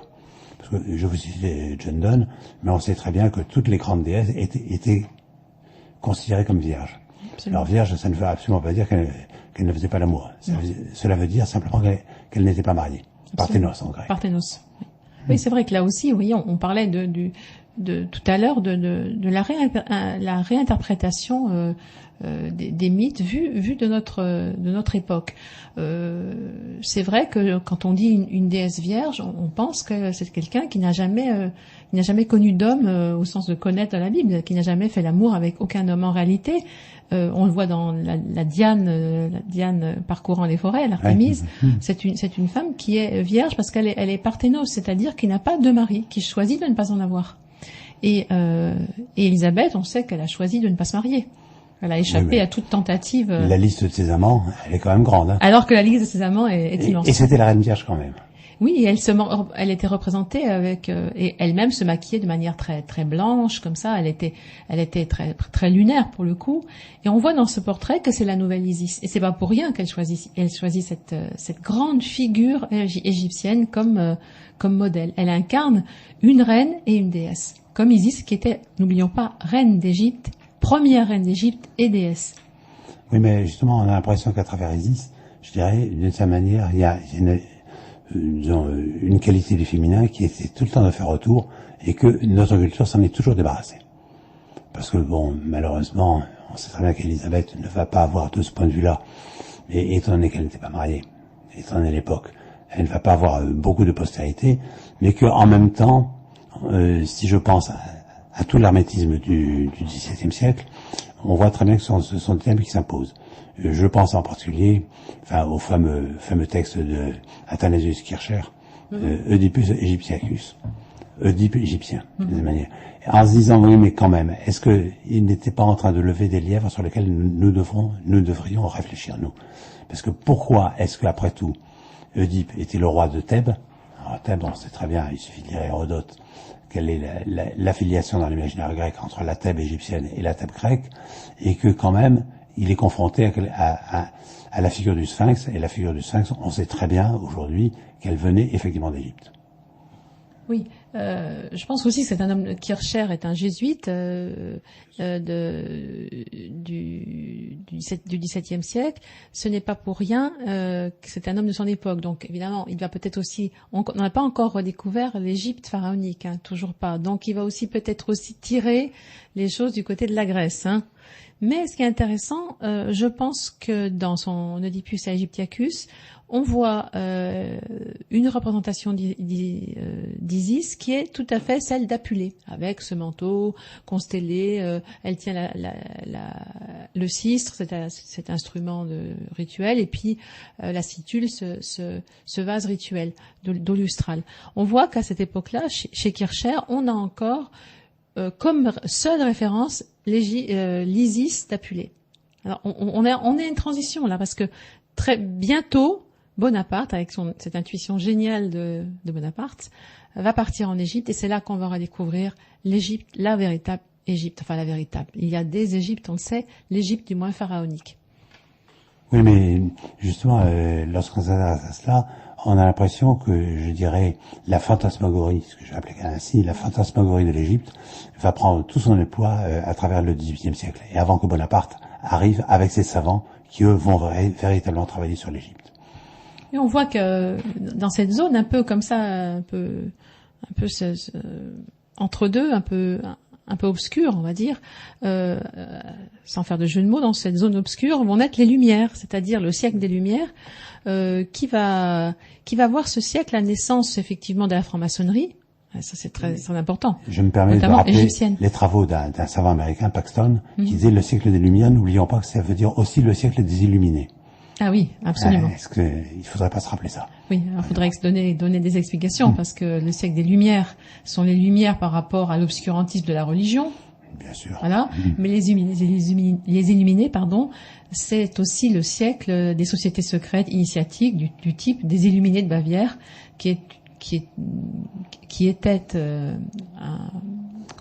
un groupe initiatique proche de la franc-maçonnerie, et c'est le moment où vont fleurir le martinisme, il n'est pas encore à cette époque-là appelé le martinisme, mais tous ces mouvements ésotériques, ces sociétés dites secrètes, où va naître notamment la Révolution. On va préparer la Révolution française, et dans ces loges maçonniques, on va voir l'émergence notamment grâce à Cagliostro, ce fameux Joseph Balsamo qu'on connaît, personnage controversé mais assez intéressant, ce Cagliostro qui va créer la maçonnerie égyptienne. Là, il faut lire Alexandre Dumas. Alexandre Dumas Ça, pour c'est Balsamo, merveilleux. c'est un portrait merveilleux. Et Cagliostro va créer la maçonnerie égyptienne, où il va se nommer lui-même, s'auto-proclamer le grand copte, et il y aura vous savez qu'il y a des degrés dans la maçonnerie, le degré par exemple de sublime pontife d'Isis. Et aujourd'hui, on invoque aussi, encore aujourd'hui, dans la maçonnerie de type égyptien, dite Maphis Misraïm, on invoque encore aujourd'hui Isis et Osiris. Alors, je trouve ça tout à fait remarquable, et c'est Cagliostro, 18e, qui va créer ce mouvement qui va avoir une pérennité, puisqu'aujourd'hui, il y a encore des loges maçonniques de rite égyptien. Et à côté de ça, on retrouve une œuvre que tout le monde connaît dans La Flûte enchantée. Alors c'est pas seulement un opéra bouffe, c'est l'œuvre du maçon Mozart qui va nous montrer à travers cet opéra un couple qui est une sorte de modèle humain d'Isis et d'Osiris qui va traverser les épreuves de l'initiation. Le grand prêtre qui chapeaute tout ça s'appelle Zarastro, c'est un prêtre d'Isis. Ils vont traverser les épreuves de la même manière qu'elle Oui, mais en même temps, c'est là, je me dis, c'est quand même un syncrétisme absolument incroyable. Parce que Zarastro, on ne peut pas s'empêcher de dire, c'est proche de Zoroastre. Alors Zoroastre, c'est la religion perse, et la religion perse et la religion égyptienne, c'est pas forcément exactement la même chose. Mais on a l'impression qu'on mélange un petit peu tout. Au 18e, à Vienne, on mélangeait un peu tout ça, quoi. En plus, il fallait attirer le client, quoi. Il fallait mettre des choses mystérieuses, Zoroastre, Isis, etc. Mais derrière le côté opéra bouffe de l'histoire, on voit quand même que le maçon Mozart veut dire quelque chose. Il reprend il n'y a pas que le côté drôle de cet opéra, il y a le côté initiatique où on voit ce couple qui traverse les épreuves et qui, comme le dit Apulée, va voir le soleil au milieu de la nuit. Il triomphe des épreuves. Et ce qui est intéressant quand même, c'est que Mozart est assez précurseur parce qu'il nous dit il pourrait simplement initier le jeune Tamino dans le temple, mais Tamino ne peut arriver à traverser ces épreuves qu'avec l'aide de Pamina. Et Pamina, c'est le féminin. Et Mozart nous dit on peut initier les hommes et les femmes. C'est assez révolutionnaire pour la maçonnerie, encore aujourd'hui. Je sais, malheureusement, effectivement. Oui, mais en même temps, on a l'impression que là, on est en train de déboucher sur quelque chose. Alors peut-être que l'expédition de Bonaparte va amener des lumières qui vont obliger à réévaluer, mais on a l'impression quand même qu'à la fin du XVIIIe siècle, quand même, cette Isis est omniprésente de cette manière. Parce que je pense par exemple à la critique de la faculté de juger de Emmanuel Kant, celui de qui on s'attendrait le moins à ce qu'il soit qui ait cette invocation à Isis. Or, dans la critique de la faculté de juger, quand il parle de la catégorie du sublime, l'exemple qui lui vient tout de suite, c'est le ciel étoilé et Isis. Absolument. Et Isis. Mais en même temps, c'est l'Isis dont a tellement parlé Pirado, c'est-à-dire l'Isis telle qu'on la confond un petit peu avec la déesse Neit à Saïs, c'est-à-dire l'Isis qui est au-delà de tout. C'est la nature voilée en tant que telle. Mais est-ce que quand même dans l'intuition qu'il y a une sorte de dimension cosmique, de cette manière, est-ce qu'il n'y a quand même pas une intuition assez juste? Oui, il y a une intuition complètement juste de Kant. Isis, comme je vous le disais, c'est aussi c'est la déesse la plus connue du panthéon égyptien et elle a une dimension cosmique. D'abord, elle est la fille de Nout, n'oublions pas cette déesse du ciel. Et c'est celle par laquelle on meurt et on renaît. Quand même, elle a cette dimension cosmique. Et je pense qu'il y avait dans les spéculations des philosophes allemands de la nature philosophie cette dimension qui les fascinait dans Isis, même si c'est une Isis plutôt, encore une fois, gréco-romaine, de la nature voilée. Et ce qui est intéressant, c'est qu'il cite plus tard, il cite tous les auteurs tardifs qui nous disent que Isis est recouverte d'un voile et qu'on ne peut impunément soulever le voile de la nature. C'est-à-dire que... Si je me rappelle bien, c'était une inscription de la déesse Neit, à Saïs. À Saïs. Mais il s'agirait sans doute d'une Isis Neit. Il s'agit bien d'Isis, c'est pas de Neit. C'est-à-dire que là, c'est tout de même Isis dont on parle. C'est l'Isis voilée. Neit n'est pas voilée jamais. Mais elles sont associées, puisqu'elle a pris toutes les fonctions des autres déesses égyptiennes à un moment donné. Mais on voit bien que dans la nature philosophie, on va une fois de plus, puisque je vous parlais des avatars, on va une fois de plus citer Isis. On va citer Isis comme l'incarnation de la nature voilée dont on ne peut soulever le voile impunément sans être terrassé par elle, parce qu'il faut connaître et respecter la nature. On ne peut violer impunément la nature, et on le voit aujourd'hui.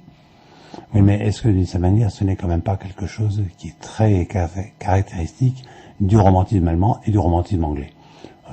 Autrement dit, est-ce que les romantiques français sont vraiment à la hauteur? Alors les romantiques français, qui sont quand même les héritiers de la Révolution, les fils de la Révolution, ils ont une approche d'Isis qui est, alors c'est très variable selon les auteurs. Oui, mais la Révolution, je dirais qu'à l'époque, la légende s'est imposée, et il a fallu précisément attendre les études de Paxton pour le montrer que la Révolution avait été faite par les Illuminés. Oui. Alors que nous, on a toujours prétendu le contraire. C'était, bien sûr. Ça s'était passé dans les loges maçonniques, oui. Et là, on voit justement que ces auteurs, ces romantiques allemands, français pour le coup, sont aussi mitigés. Alors, ils veulent abattre la religion chrétienne, et soit ils se réfèrent à Isis comme une sorte d'alternative. Le paganisme est une alternative à cette religion chrétienne qu'ils détestent, qui représente pour eux vraiment la religion à abattre. Soit, comme Victor Hugo, alors il va y avoir une évolution dans la vision d'Hugo. Au départ, Hugo fait d'Isis une Lilith. Alors, Lilith, c'est un démon de la tradition hébraïque. C'est quand même pas très gentil. Encore que je me dis qu'éventuellement, on n'a pas très bien compris Lilith. Bon, oui, mais tel que Hugo la voyait, c'était, il fait une contraction de son nom, Isis, Lilith, Isis. Alors, c'est la louve, c'est l'araignée, c'est la veuve noire. C'est vraiment le visage le plus noir du féminin spirituel. Je veux dire que Hugo, si on lit, si je me rappelle bien, je me rappelle plus maintenant. Quels sont les chimères? Non, mais pas parce que je pense aux travailleurs de la mer. Non, c'est un roman dans lequel il décrit précisément un homme qui est sauvé de la mer et qui entre dans une pièce dans laquelle il voit une femme, et évidemment tout de suite c'est une araignée. Les travailleurs de la mer? Non, c'est pas un travailleur de la mer. Non, mais ça n'a aucune importance. Mais de dire quand même que Hugo, il a un imaginaire qui est un petit peu... Non, mais la question que je me pose du coup, c'est est-ce que celui qui n'est pas le plus fidèle aux intuitions profondes du romantisme, et du romantisme allemand, et de quelqu'un comme Novalis, puisque on sait très bien que dans Henri d'Osterningen, c'est lui qui nous rappelle précisément les fameux disciples de Thaïs, est-ce que ce n'est pas quelqu'un comme Gérard de Nerval qui est quand même le plus proche, et qui comprend le mieux? Alors, Gérard de Nerval, c'est, on va dire, le dernier grand sectateur d'Isis, le dernier grand adorateur d'Isis dans cette tradition. C'est le dernier. Depuis, on n'en a pas eu d'autres. Et Nerval, Isis incarne pour lui l'idéal féminin qu'il va toujours rechercher. On sait qu'il a perdu sa mère très jeune, qu'il a aimé Jenny Colomb, qui était une actrice. Il a eu ses ruptures, etc. Et donc, il cherche toujours l'idéal féminin, et il a pour nom cet idéal féminin Isis. Donc, il va partir en Égypte pour le retrouver. Si je me rappelle bien, c'est au début de Sylvie, dans laquelle il déclare que effectivement, toute femme pour lui, il cherche d'abord Isis. Et dans Aurélia. Et dans Aurélia aussi. Donc il va écrire Les Filles du Feu. Il va écrire Les Filles du Feu, et l'un des chapitres des Filles du Feu, qui est un ouvrage magnifique, s'appelle Isis. Mais il ne s'agit pas d'une Isis pharaonique. De nouveau, on est dans une Isis campanienne, une Isis pompéienne, celle qu'il va retrouver à Pompéi, parce qu'on sait qu'à Pompéi, le temple d'Isis était très bien préservé, et on sait pourquoi.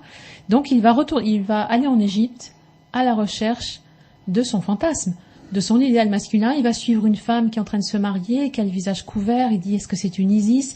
Et il a une Égypte complètement rêvée, même sur place. D'accord, il observe ce qui se passe, mais l'Égypte antique, réelle, celle qu'il voit, elle ne l'intéresse pas. Il la recrée sans cesse. Quand il écrit dans son voyage en Orient, il recrée l'Égypte contemporaine. Il la décrit, mais l'Égypte ancienne, il la recrée. Alors qu'il la voit, il est confronté à la pyramide, etc. Mais il cherche toujours Isis. Il est déçu, il ne la trouve pas. Il la poursuit dans les rues du Caire, mais il ne la trouve pas. Donc il rentre en Italie, il va à Pompéi, et là il dit, voilà, la véritable Isis, c'est l'Isis campanienne, c'est l'Isis pompéienne, et là il croit la rencontrer, mais finalement il ne la rencontrera jamais. Ça sera toujours une espèce plus que de fantasme, au sens de fantasmagorie. Il s'approche d'elle, et hop, elle disparaît. Elle s'évanouit. C'est la question que je me pose. Est-ce que, bon, c'est très bien que Nerval, sa vie se termine très mal. Très mal, il se suicide. Mais il se suicide quand même en se pendant à un réverbère. est-ce que d'une certaine manière, ce n'était pas pour lui aller retrouver Isis? Ouais, c'est une interprétation audacieuse. Bah oui, mais... Mais pourquoi pas? Pourquoi pas?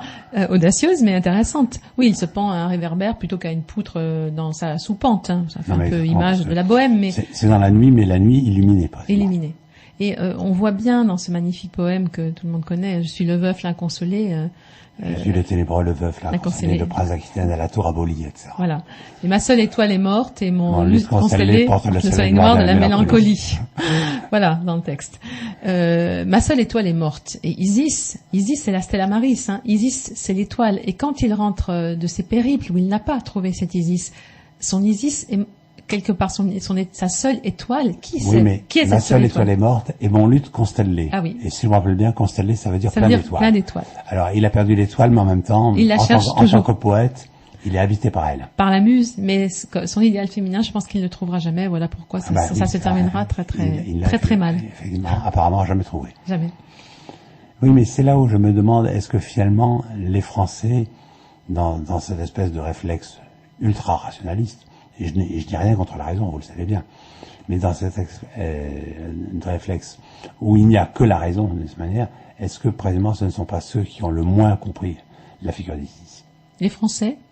Oui. Oui, certainement. Alors on voit, je parlais d'Hugo, à la fin de sa vie, il est touché par la grâce, on sait qu'il a des épreuves, il perd sa fille, il fait tourner les tables, le spiritisme, il est hanté par quelque chose, donc il va faire d'Isis à la fin de sa vie, il comprend quelque chose, que derrière ce voile, si on soulève ce voile, il y a le grand mystère du divin, sans nom, au-delà de ce qu'on peut dire et savoir du divin, et du divin féminin, masculin, etc. Donc il sent quelque chose, mais sinon dans sa période, on va dire un peu rationnelle, ou comme fils des Lumières, si on peut dire ça comme ça, il ne comprend pas du tout cette figure d'Isis. Elle représente pour lui non seulement l'Isis, mais tout ce que le paganisme peut avoir de limité, de limitant. Donc effectivement, je pense que les Français sont rationalistes dans le mauvais sens du terme, et ils ne perçoivent pas cette dimension à la fois mystérieuse et profondément initiatique dans le sens de transformatrice d'Isis. Ben oui, mais c'est là où je me demande, est-ce que dans l'évolution de la fin de sa vie, Hugo n'annonce pas des gens comme Jung ou comme Jacques Lacan? C'est-à-dire que c'est précisément le divin est peut-être certainement au-delà, ou le divin, le spirituel, le transcendant, disons, est certainement au-delà de la différence des sexes, mais où en même temps, c'est par la dimension féminine qu'éventuellement on peut souffrir. Lorsque Jung déclare, par exemple, que l'on va vers le soi, autrement dit, vers l'image du divin en nous, par l'anima, c'est-à-dire par la dimension féminine de l'homme, et lorsque dans son 20e séminaire, Jacques Lacan déclare que précisément la jouissance féminine est de l'ordre de la mystique, ce à quoi les hommes n'ont absolument pas accès, est-ce qu'il n'y a quand même pas quelque chose de cela qui fait plus ou moins retour? Oui, je pense que chez Jung, chez Lacan, je ne sais pas certainement, mais alors ça travaille dans les grandes profondeurs, on va dire. C'est moins évident. Il l'a écrit, quand même. Mais chez Jung, on voit bien que c'est un fils, oserais-je dire que c'est un fils de la déesse? Oui, c'est un fils de la déesse, donc c'est aussi un fils d'Isis. Et je pense qu'il a compris effectivement que on accédait à cette dimension du divin, comme vous le dites, par la dimension féminine en soi. Et c'est en cela qu'elle est profondément transformatrice. Alors, et plus on est dans quelque chose de masculin, dans le mauvais sens du terme, c'est-à-dire dans une forme de résistance à se laisser envahir par cette dimension féminine, et moins on a accès à la dimension transcendante, à mon avis. Oui, mais alors, là, pour le coup, je vais continuer avec Jung, parce que je le connais mieux. Mais je me dis quand même que dans son texte visionnaire, qui s'appelle Les 700 mots aux morts, dans lequel il nous explique qu'évidemment, nous sommes sous l'emprise de la sexualité, qu'il n'est absolument pas question de le nier, contrairement à tout ce qu'on raconte, mais que en même temps, nous sommes pris par la spiritualité. La spiritualité, il l'appelle la mater celestis, la mère céleste. Est-ce que là, il n'y a pas une espèce de vague souvenir d'Isis? Ah oui, c'est évident. Oui, parce que la matière céleste, oui, la mère céleste, la mère céleste, la mater, la mère céleste. Oui, tout à fait. Matéria, oui, matéria, c'est mater, ça a à voir. Oui, parce que la matière, c'est important, parce qu'on parlait de l'alchimie. On voit bien que dans la dimension alchimique d'Isis, on est dans la matière, la materia prima. Il faut qu'il y ait la matière pour qu'il y ait transformation. Et il faut qu'il y ait cette matière pour créer, comme disait Angelius Silesius, l'or le plus fin, mais l'or intérieur. Donc il y a la matière, c'est intéressant d'ailleurs, et il y a aussi cette mer céleste dont il a complètement pressenti l'importance. Non, mais éprouvé. Ce que je trouve extraordinaire, parce que je me rappelle encore mon étonnement lorsque je suis tombé sur cette expression de mer céleste, parce que nous, on nous expliquait parfaitement que le ciel, c'est uniquement le Père. C'est uniquement l'homme. Et tout à coup, je me disais, et le ciel, c'est peut-être féminin. Alors là, je me suis mis à réfléchir, effectivement, sur la déesse Nut, en disant, oui, en effet. Alors, vous disiez que Jung n'avait pas accès à l'époque à une documentation très fiable concernant l'Égypte ancienne à son époque, mais je pense qu'il aurait été fasciné par tous ces mythes. S'il était entré dans la compréhension, il les aurait bien sûr avec sa grande intuition et sa grande compréhension, il aurait pénétré subtilement dans ces mythes égyptiens dont il avait pas beaucoup de c'est-à-dire qu'il avait à sa disposition, en gros, les ésotéristes, au sens moderne, de la fin du 19e siècle, du début du 20e siècle, et puis en même temps, ce que l'on pouvait connaître effectivement de plus tard que d'Apulée, etc. C'est-à-dire, il n'avait pas accès à la véritable Isis. Et ce que j'aime bien, c'est que vous nous reconduisez à la véritable Isis. Et en même temps, la manière de montrer comment nous la sommes appropriés, de cette manière, mais nous la sommes appropriés, disons, en la trahissant très légèrement. Oui, tout à fait. Donc, c'est vrai que c'est un homme de son temps. Et aujourd'hui, voilà pourquoi j'ai voulu travailler sur ce mythe. Aujourd'hui, on a, comme je vous le disais tout à l'heure, accès à cette documentation d'origine. On peut remonter à l'origine sur la véritable Isis, l'Isis pharaonique, l'Isis qui est fondatrice du mythe. Donc il faut on peut prendre en compte, c'est ce que je fais, on prend en compte toutes ces Isis qui sont intéressantes, les Isis gréco-romaines, mais il faut absolument retourner à la source.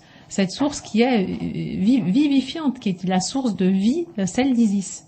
Et on voit effectivement, vous parliez des ésotéristes, on voit aussi, puisque encore un des nombreux avatars d'Isis, c'est qu'au début du XXe siècle, à la fin du XIXe siècle, tous les ésotéristes, que ce soit Madame Blavatsky avec la théosophie, que ce soit alors Guénon, il n'en parle pas beaucoup, mais Crowley avec la Golden Dawn, ou Steiner, le fondateur de l'anthroposophie, font tout le temps référence à Isis. Alors, souvent comme la nature. Et alors, ce qui m'exaspère un peu chez Blavatsky, c'est qu'elle nous resserre encore l'Isis passive, nature, fécondée, pas fécondante, fécondée, comme alors Blavatsky qui avait un fort animus, on va dire. Pourtant, c'était une femme phallique, on va dire. Elle fait d'Isis une espèce de petite chose fragile. C'est un peu irritant, mais elle est aussi une femme de son temps. Oui, mais en même temps, est-ce que ce n'est pas l'héritage de ce que nous avons trouvé au XVIIIe siècle? Je pense par exemple à quelque chose comme le fameux tarot de Marseille. Si je prends les textes de Cour de Géblin, qui est celui qui a introduit véritablement. Bon, lorsqu'il parle du tarot de Marseille, on voit très bien que la papesse, pour lui, ça renvoie à Isis, et il dit bien dimension lunaire. Ce qui est extraordinaire de dire, mais enfin, s'il avait seulement eu accès à ce que Bonaparte, avec ses savants, allait amener. Oui, mais Courte de Géblin, que j'appelle Courte de Géblin, lui, c'est un homme du XVIIIe siècle. Oui, donc on peut, avant l'expédition d'Égypte, on peut comprendre c'est... qu'il n'a pas intégré ces dimensions-là. Mais Madame Blavatsky, on est 2 siècles plus tard, et on a encore on resserre toujours ce plat tiède. Alors qu'on sent quand même que chez Steiner et chez Crowley, il y a peut-être parce que ce sont des hommes alors, dans leur position féminine. Steiner, je le dirais assez, parce que avec l'anthropologie, Crowley pas du tout, à mon avis, peu. Mais je pense que Rudolf Steiner, dans cette dimension, on va dire sa dimension féminine, il a écrit un livre Marie, Isis, Sophia. Alors il fait d'Isis la Sophia gnostique, mais là, je pense que vous n'êtes pas d'accord. Enfin, c'est l'époque où on fait une espèce de syncrétisme savant, mais... Oui, mais on se rappellera quand même que la Sophia, si on la rapporte à son apparition dans l'Apocalypse de Jean, c'est quand même la femme de Soleil. C'est exactement, le Soleil. Donc il y a une idée. Il y a peut-être quelque chose de l'ordre d'une intuition quand même. Mais Steiner, ce qui m'a frappé, c'est que Steiner, on sait que c'est le fondateur de l'anthroposophie, et puis de cette dimension, alors c'est un Allemand, il s'inscrit dans cette dimension de la nature philosophique que j'évoquais tout à l'heure, qu'on évoquait ensemble, c'est-à-dire qu'on sait que les Allemands sont toujours très écologistes, enfin très écolos. Et puis dans la langue allemande, le soleil est féminin et la lune est masculine. Alors oui, donc on a intégré quelque chose chez les Allemands, hein, et on voit que Steiner s'inscrit dans cette philosophie de la nature, c'en est le digne héritier, et voilà sûr. Pourquoi il crée toute cette l'anthroposophie avec toute cette médecine parallèle, alternative, qui revient au simple, qui revient aux plantes.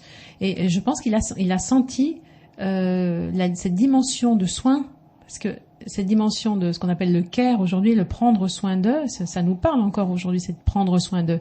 Parce qu'Isis, je vous le rappelle, prend soin de son époux, prend soin de sa sœur, prend soin de son neveu, Anubis, elle va prendre soin ensuite de son enfant, et elle prend soin de l'humanité souffrante. Elle soigne, c'est une thaumaturge. C'est quelqu'un qui prend soin de l'humanité. C'est sans jouer sur la mot, la bonne Vierge Mère. La bonne Vierge Mère. La bonne mère. La vraie. La bonne mère. Tout à fait. D'accord, non mais en même temps, je veux dire, si on se retourne vers l'époque moderne, on a l'impression qu'Isis n'a jamais fini de faire retour.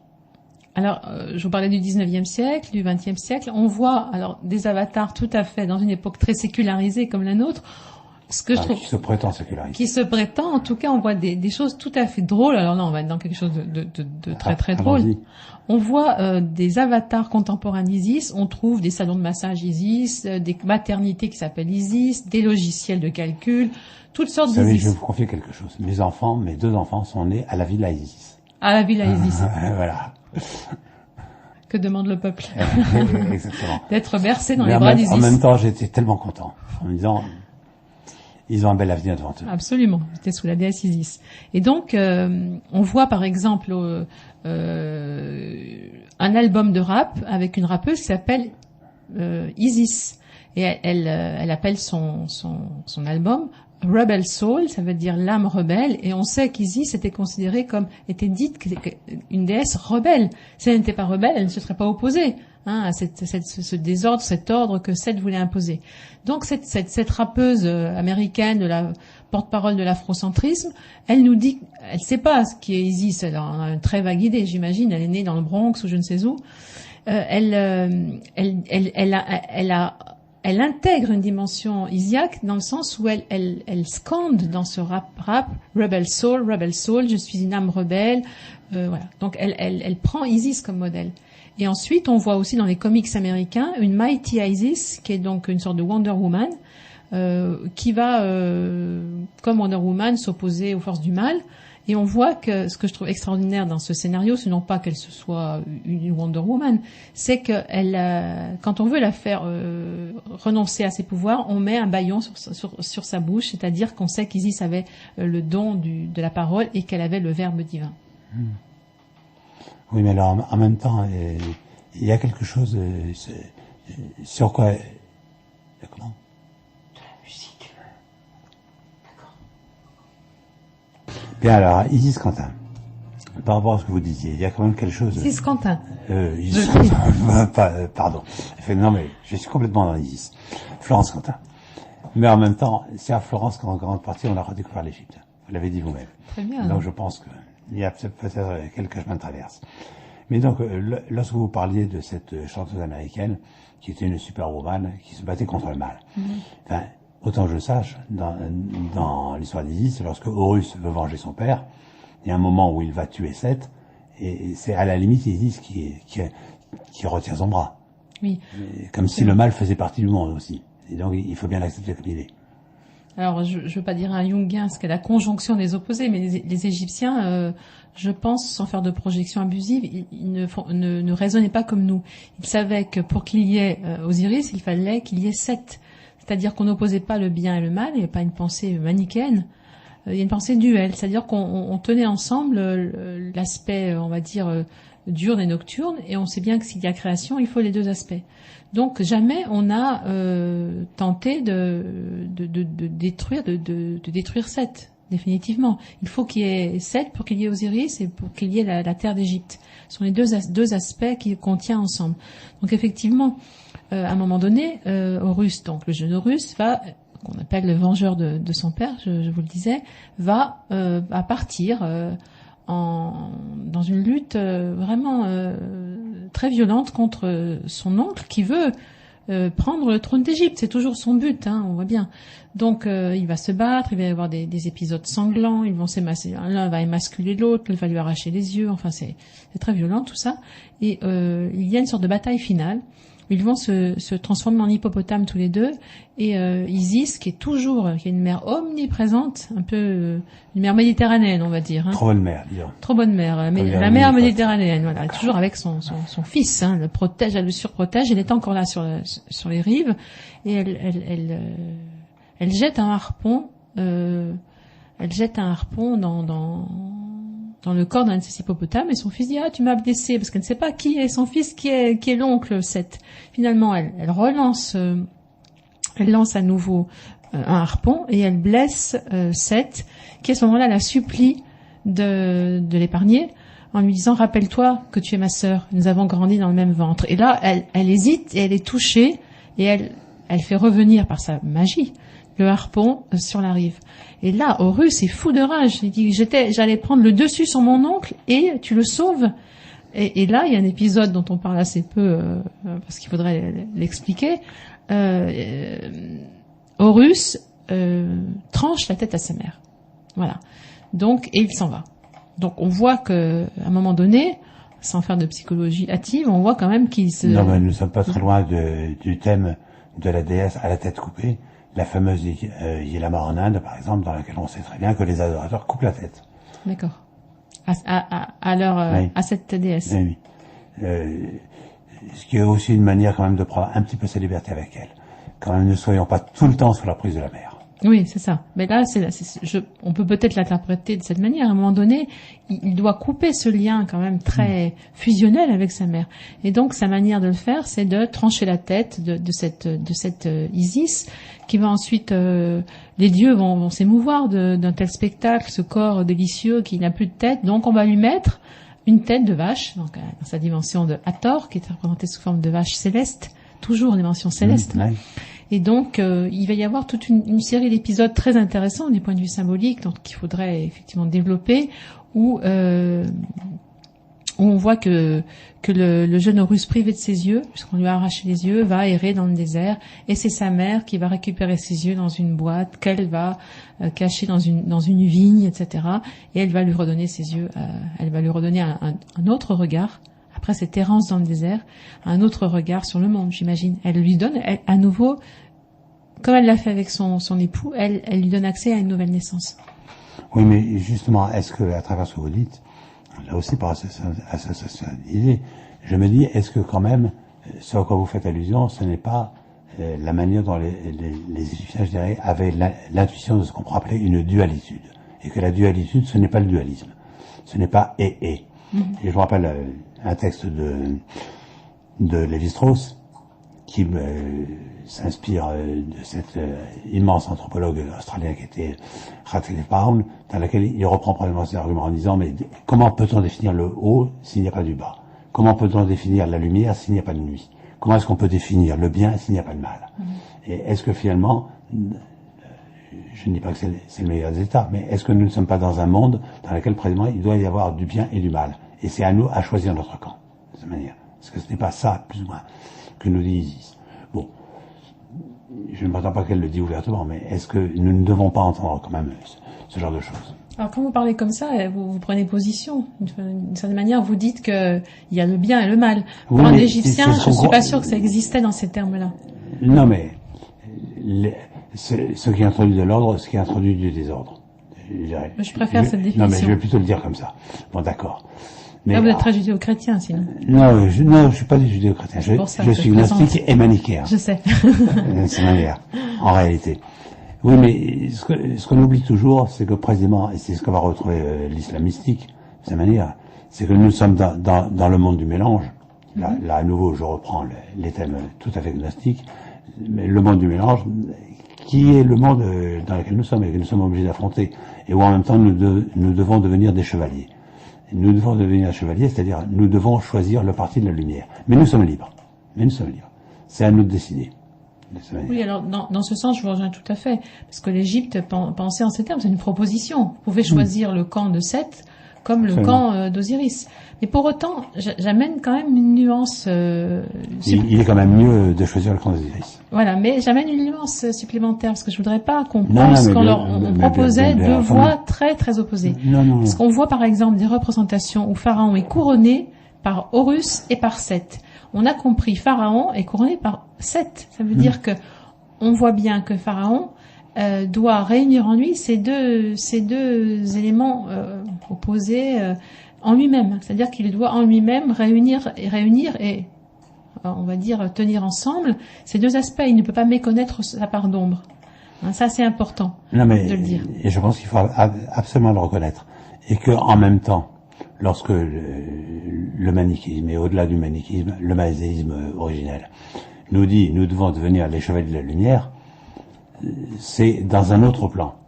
Alors que dans cette terre, effectivement, on sait très bien que nous avons besoin des deux. Et est-ce que nous pouvons réfléchir sans les deux? Est-ce que nous pouvons être des humains sans les deux? On peut pas réfléchir sans ces deux aspects. Et c'est effectivement aussi une des propositions de l'Égypte ancienne qui nous montre bien qu'il y a ces deux aspects. Et autre exemple, un roi comme Séti Ier, un des plus grands pharaons égyptiens, a pris le nom de Seth parce qu'il lui a donné la puissance sur les champs de bataille. C'est-à-dire, il a intégré cette dimension. On ne peut pas vivre sans ces deux aspects. On n'est pas toute lumière ou tout ombre. Bien entendu. Et je pense que c'est aussi ce que nous avons redécouvert dans le courant du XXe siècle. C'est-à-dire que les hommes, et je vais me servir à nouveau de ce vocabulaire, les hommes sont duels. Effectivement. Et le 1, on ne peut penser le 1 que s'il y a du 2, de cette manière. Non mais, parce que je suis très très énervé par beaucoup de discours actuels, je le reconnais, dans lesquels il n'y a plus que du 1. Il faut arriver vers le 1. Sauf que le 1, il est à un autre niveau de réalité, de cette manière. Et si nous sommes deux sur cette terre, il faut être deux. Il faut l'accepter. On entend bien le gnostique en vous. Oui, effectivement. Non mais, comme je dis, il n'y a pas du 1 sans 2, mais il n'y a pas de 2 sans 1. En même Absolument. temps. Et puis, comme je le disais, ça va parler à un Jungien comme vous, on ne peut pas méconnaître son ombre. Qui peut faire l'ange, fait la bête, et on ne peut pas dire que nous sommes toute lumière. Tous ces gens, effectivement, je suis d'accord avec vous, qui sont comme ça, qui parlent toujours de la lumière, de la lumière, de la lumière. Je pense qu'ils devraient commencer par aller regarder du côté de leur ombre. Ça serait déjà un grand pas. Généralement, quand on parle trop de la lumière, ma première réaction, c'est de dire, oui, mais alors, il doit y avoir une immense part d'ombre. C'est possible. Que l'on veut ignorer. Bien, alors, il y a quand même une autre question qu'il faut vous poser, c'est par rapport à Paris. Parce que on sait très bien que ça a fleuri. La thèse selon laquelle Paris tire son nom d'Isis, par Isis. Bon, on sait très bien aujourd'hui que d'un point de vue archéologique, c'est un peu difficile à soutenir. Mais on voit très bien quand même que c'est une thèse qui a eu son heure de gloire. Alors c'est une thèse qui a eu vraiment, oui, son heure de gloire. Ça a duré très longtemps, enfin assez longtemps. On voit apparaître très tôt, au XVIIe siècle, des auteurs qui font de Isis, de Paris, ils en font cette étymologie par Isis, la barque d'Isis. Et on retrouve ça à la Révolution, chez Court de Gébelin notamment, vous parliez de lui. Il dit les Parisis étaient donc un peuple fondateur de Paris qui était adorateur d'Isis. Et on retrouve ça tant et si bien dans l'imaginaire collectif, mais c'est de fantasme quand même. On retrouve ça sous le Premier Empire, où Napoléon, complètement imprégné de ces thèses, va restaurer sur les armes de Paris, les armoiries de Paris, Isis sur la fameuse Fluctuat nec mergitur. Voilà, sur cette barque, il en fait la barque d'Isis, dont on sait que Isis, on n'en a pas parlé, mais Isis est aussi, j'ai parlé de la patronne des marins, on la voit souvent figurée à la proue des bateaux, etc. Donc il y a, mais vous avez raison, c'est le fait historique, le fantasme, il y en a eu d'autres sur l'Égypte, mais ça parle de nous, comme vous le disiez. Pourquoi cette déesse refait sens et surface à cette époque-là, en France, où on nous explique par des élucubrations très très précises que Paris vient de par Isis et Bar Isis. C'est bien, alors qu'on sait aujourd'hui, je dirais d'un point de vue, mot que je n'aime pas tellement, mais d'un point de vue scientifique, que ça n'a strictement rien à voir, que les Parisis étaient bien des Celtes. Oui, en tant que tel. Absolument. Bon. Et en même temps, je me dis, ce qui est extraordinaire, c'est que le fameux bateau auquel vous faites allusion, on voit très bien comment nous sommes renvoyés justement au tourment de la vie, cette navigation périlleuse. À nouveau, je citais tout à l'heure Saint Bernard de Clairvaux. On voit très bien que Saint Bernard de Clairvaux a beaucoup de passages là aussi. De dire la vie, c'est une traversée extraordinairement difficile. Donc nous avons besoin d'une bonne mère. Bernard de Clairvaux, on sait que c'était un grand adorateur de la Vierge Marie. C'est aussi celui qui a écrit ce texte extraordinaire qui s'appelle l'Éloge de la chevalerie, et les Templiers, pour ne prendre que. Oui, tout ça n'est pas complètement étranger. N'est pas complètement étranger, n'avait pas de féminin, puis c'est un ordre, on va dire. Un ordre militaire, mais guerrier militaire, mais il fallait bien trouver du féminin dans tout ça. Et c'était la Vierge Marie qui était leur protectrice. Sur les étendards de la Terre Sainte, pour aller en Terre Sainte, il y avait cette Vierge Marie qui, par de curieux chemins, retournait dans son pays d'origine. Oui, mais alors, c'est en même temps la question qu'on peut se poser.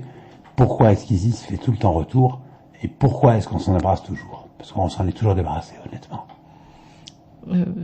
Je pense que vous avez des éléments de réponse. Oui, mais vous qui connaissez bien je n'oserais pas les avancer. Vous qui connaissez bien les déesses mères, et puis ce problème qu'on a avec le féminin, c'est que effectivement, c'est une déesse qui est quand même très puissante. Oui. Elle est très puissante, elle est très rayonnante, elle nous renvoie à quelque chose. Alors pour les femmes, à la fois elle est soutenante et elle peut être un peu écrasante, et pour les hommes, il y a à la fois une espèce d'attraction irrépressible, il y a à la fois une très grande peur de ce féminin spirituel qui est le ciel entier, ou une espèce de, non pas d'abîme, mais d'infini dans lequel on peut se perdre. Et je pense que c'est ça aussi qui fait peur aux hommes. C'est-à-dire cette déesse Isis, elle est à la fois très puissante et elle incarne une espèce d'infini dans lequel, devant lequel on est penché, et on a peur de se laisser aller, de se laisser porter par ce courant. Oui, mais c'est là justement tout à l'heure, vous faisiez allusion à la théorie du Caire. Le besoin qui est une théorie qui refait surface aujourd'hui, qui fait son immense retour d'une certaine manière, et de dire, est-ce que d'une certaine façon, pourrait-on dire que l'heure d'Isis a enfin sonné? Bon, je suis un grand adaptisiaque, je ne m'en cache pas. Alors oui, il peut faire sens dans le sens où Isis incarne aussi cette dimension de la nature voilée, et on voit que dans tous les mouvements ésotériques, ésotériques aussi, on la retrouve encore aujourd'hui, écologiques, on voit ce retour à la nature. C'est encore un des visages d'Isis qui nous dit attention, respectez la nature, on ne peut pas impunément lever le voile d'Isis puisque on va déclencher des tsunamis, des catastrophes naturelles, etc. Donc on sent qu'elle fait sens dans le domaine de l'écologie, du respect de la terre, hein, on peut pas, encore une fois, violer la terre. Mais aussi dans la notion de care, je mettrais une petite nuance, hein, parce que la notion de care, c'est une manière de dire aux femmes à nouveau, il faut être des bonnes infirmières. Non, certainement pas. Voilà. C'est pas ce que je veux dire. Non, vous, je sais que vous, ça ne sait pas ce que vous voulez dire, mais si on enferme à nouveau les femmes les femmes sont celles qui font soigner, je pense que ça nous dit qu'il faut prendre soin du monde, les hommes comme les femmes. Oui, mais c'est là justement où il me semble qu'entre prendre soin d'eux et soigner quelqu'un, c'est pas la même chose. Non, prendre soin c'est différent, mais ça s'adresse aux deux sexes. Et ça, je crois que c'est important de l'intégrer aujourd'hui. Il faut que les deux sexes prennent soin d'eux. Pas que ça ne soit pas réservé au métier du soin et aux femmes qui sont considérées toujours comme celles qui dispensent leurs bienfaits à l'humanité et à leurs proches. Oui, mais justement, c'est la question que je me pose, et je pense que vous l'avez bien entendu. C'est-à-dire, d'une certaine manière, on voit très bien que cette espèce de retour de la figure d'Isis, bon, parce qu'on voit très bien comme nous avons été fascinés par l'Égypte, d'une certaine manière, pendant des siècles. Donc, c'est beaucoup la figure d'Isis, effectivement. Mais derrière la figure d'Isis, c'est ce que j'appelle, ce que vous avez appelé le féminin spirituel, ou ce que moi, personnellement, j'appelle plutôt le féminin sacré. Mais enfin, bon, ne discutons pas sur les termes. De se dire, on voit très bien comme ça, tout le temps, essayer de faire retour, ça a essayé de faire retour au Moyen-Âge, avec la Vierge Marie, ça a essayé de faire retour à la Renaissance, ça a essayé de faire retour avec le grand romantisme allemand. Est-ce que, enfin, ce n'est pas l'heure où nous pouvons comprendre ce que cela veut dire? Et même lorsque vous parlez d'écologie, est-ce qu'il n'y a pas cette idée que la nature, précisément, elle est aussi de nature divine? C'est-à-dire qu'on en aurait terminé avec cette espèce de divorce, pour ne pas dire d'antagonisme, avec ce qui est de l'ordre de l'esprit et ce qui est de l'ordre de la nature, ce qui est de l'ordre de la matière. J'aimerais pouvoir vous donner raison, hein. C'est ce que j'espère en tout cas. Mais je ne suis pas sûre que la prise de conscience soit si profonde. Il faut l'espérer. Effectivement, on peut plus continuer à aller dans le mur comme ça. Enfin, il faut à un moment donné se redresser, se changer de cap. Et si on arrive à réconcilier ces deux aspects, alors c'est merveilleux. C'est qu'Isis, quelque part, son message n'est pas seulement un message, on va dire, ce n'est pas seulement un fantasme, une sorte de grand écran sur lequel on a pendant des générations projeté ces fantasmes, mais c'est qu'elle a réussi quelque chose et que son message, qu'elle, comme figure archétypique, a réussi à irriguer profondément l'inconscient collectif, enfin l'inconscient en tout cas des peuples, et profondément nos sociétés. Ce n'est pas seulement une belle image sur laquelle projeter toutes sortes de fantasmes comme on l'a vu. Oui, mais justement, lorsque d'Isis, on parle aussi de la nature, comme vous l'avez fait. Est-ce qu'il ne faudrait pas se rappeler, ce que nous avons largement oublié, c'est que nature, natura, au départ, c'est le participe futur du verbe nascor, autrement dit, naître. C'est ce qui est appelé à naître tout le temps. Et donc, ce qui doit être appelé à une nouvelle naissance. Est-ce que, d'une certaine manière, nous ne devons pas être les alchimistes d'Isis? C'est une très belle formule. Je trouve c'est la grande déesse alchimique, à mon sens. Et nous devons être aussi ces alchimistes-là. Effectivement, elle nous, alors, en dehors du care et de l'écologie, elle nous donne un espoir.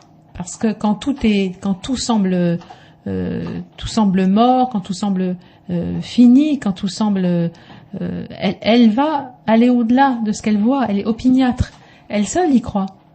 Elle pleure, mais ensuite elle se met en route. Et elle nous dit, au-delà des deuils, au-delà des souffrances, on peut aller au-delà. Et elle nous invite à cette nouvelle naissance dont nous parlions tout à l'heure.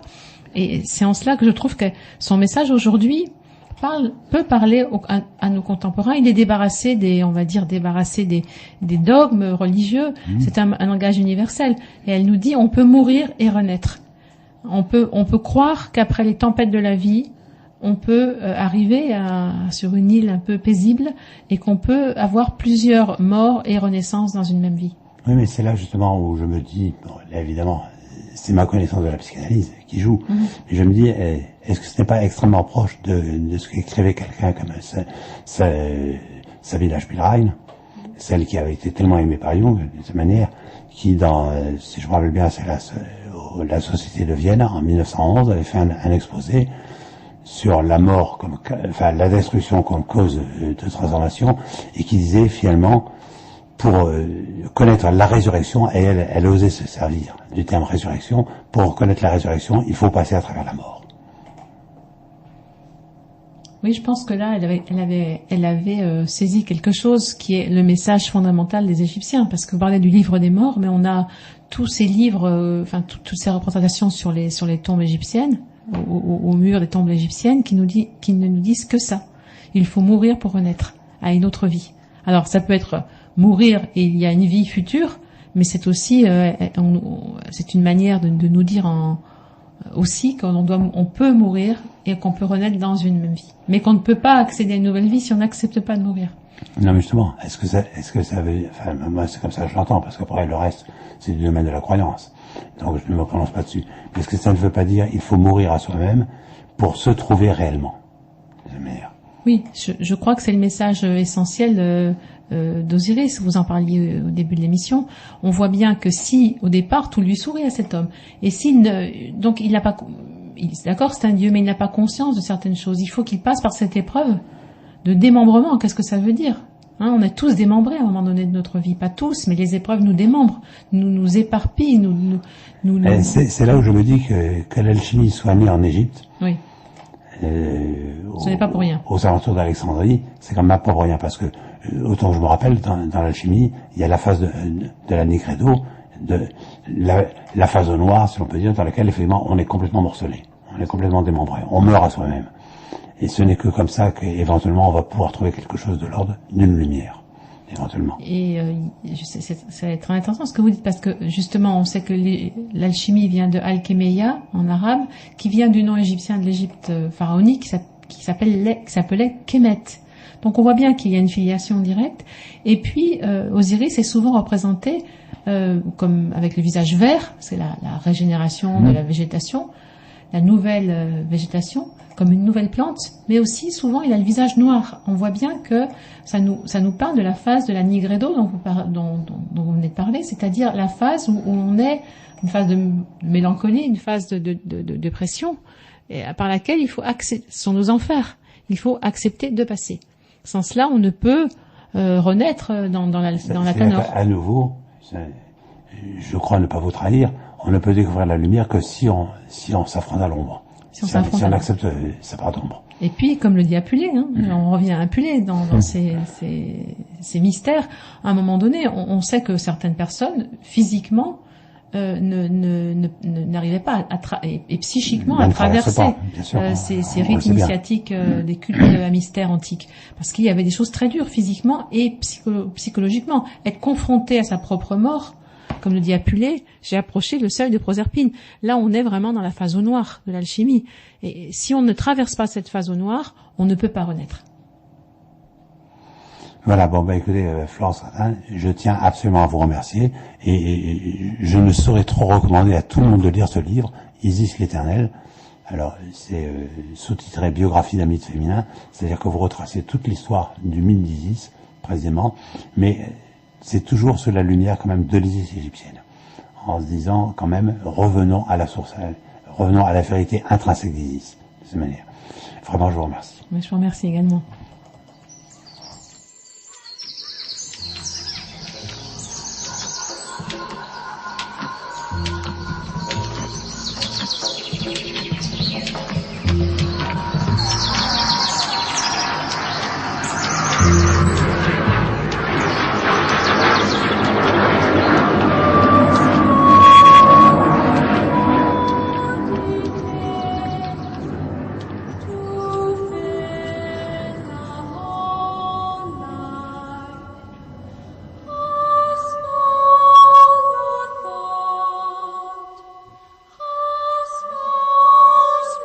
Les vivants et les dieux, symboles et religions, par Michel Cazenave.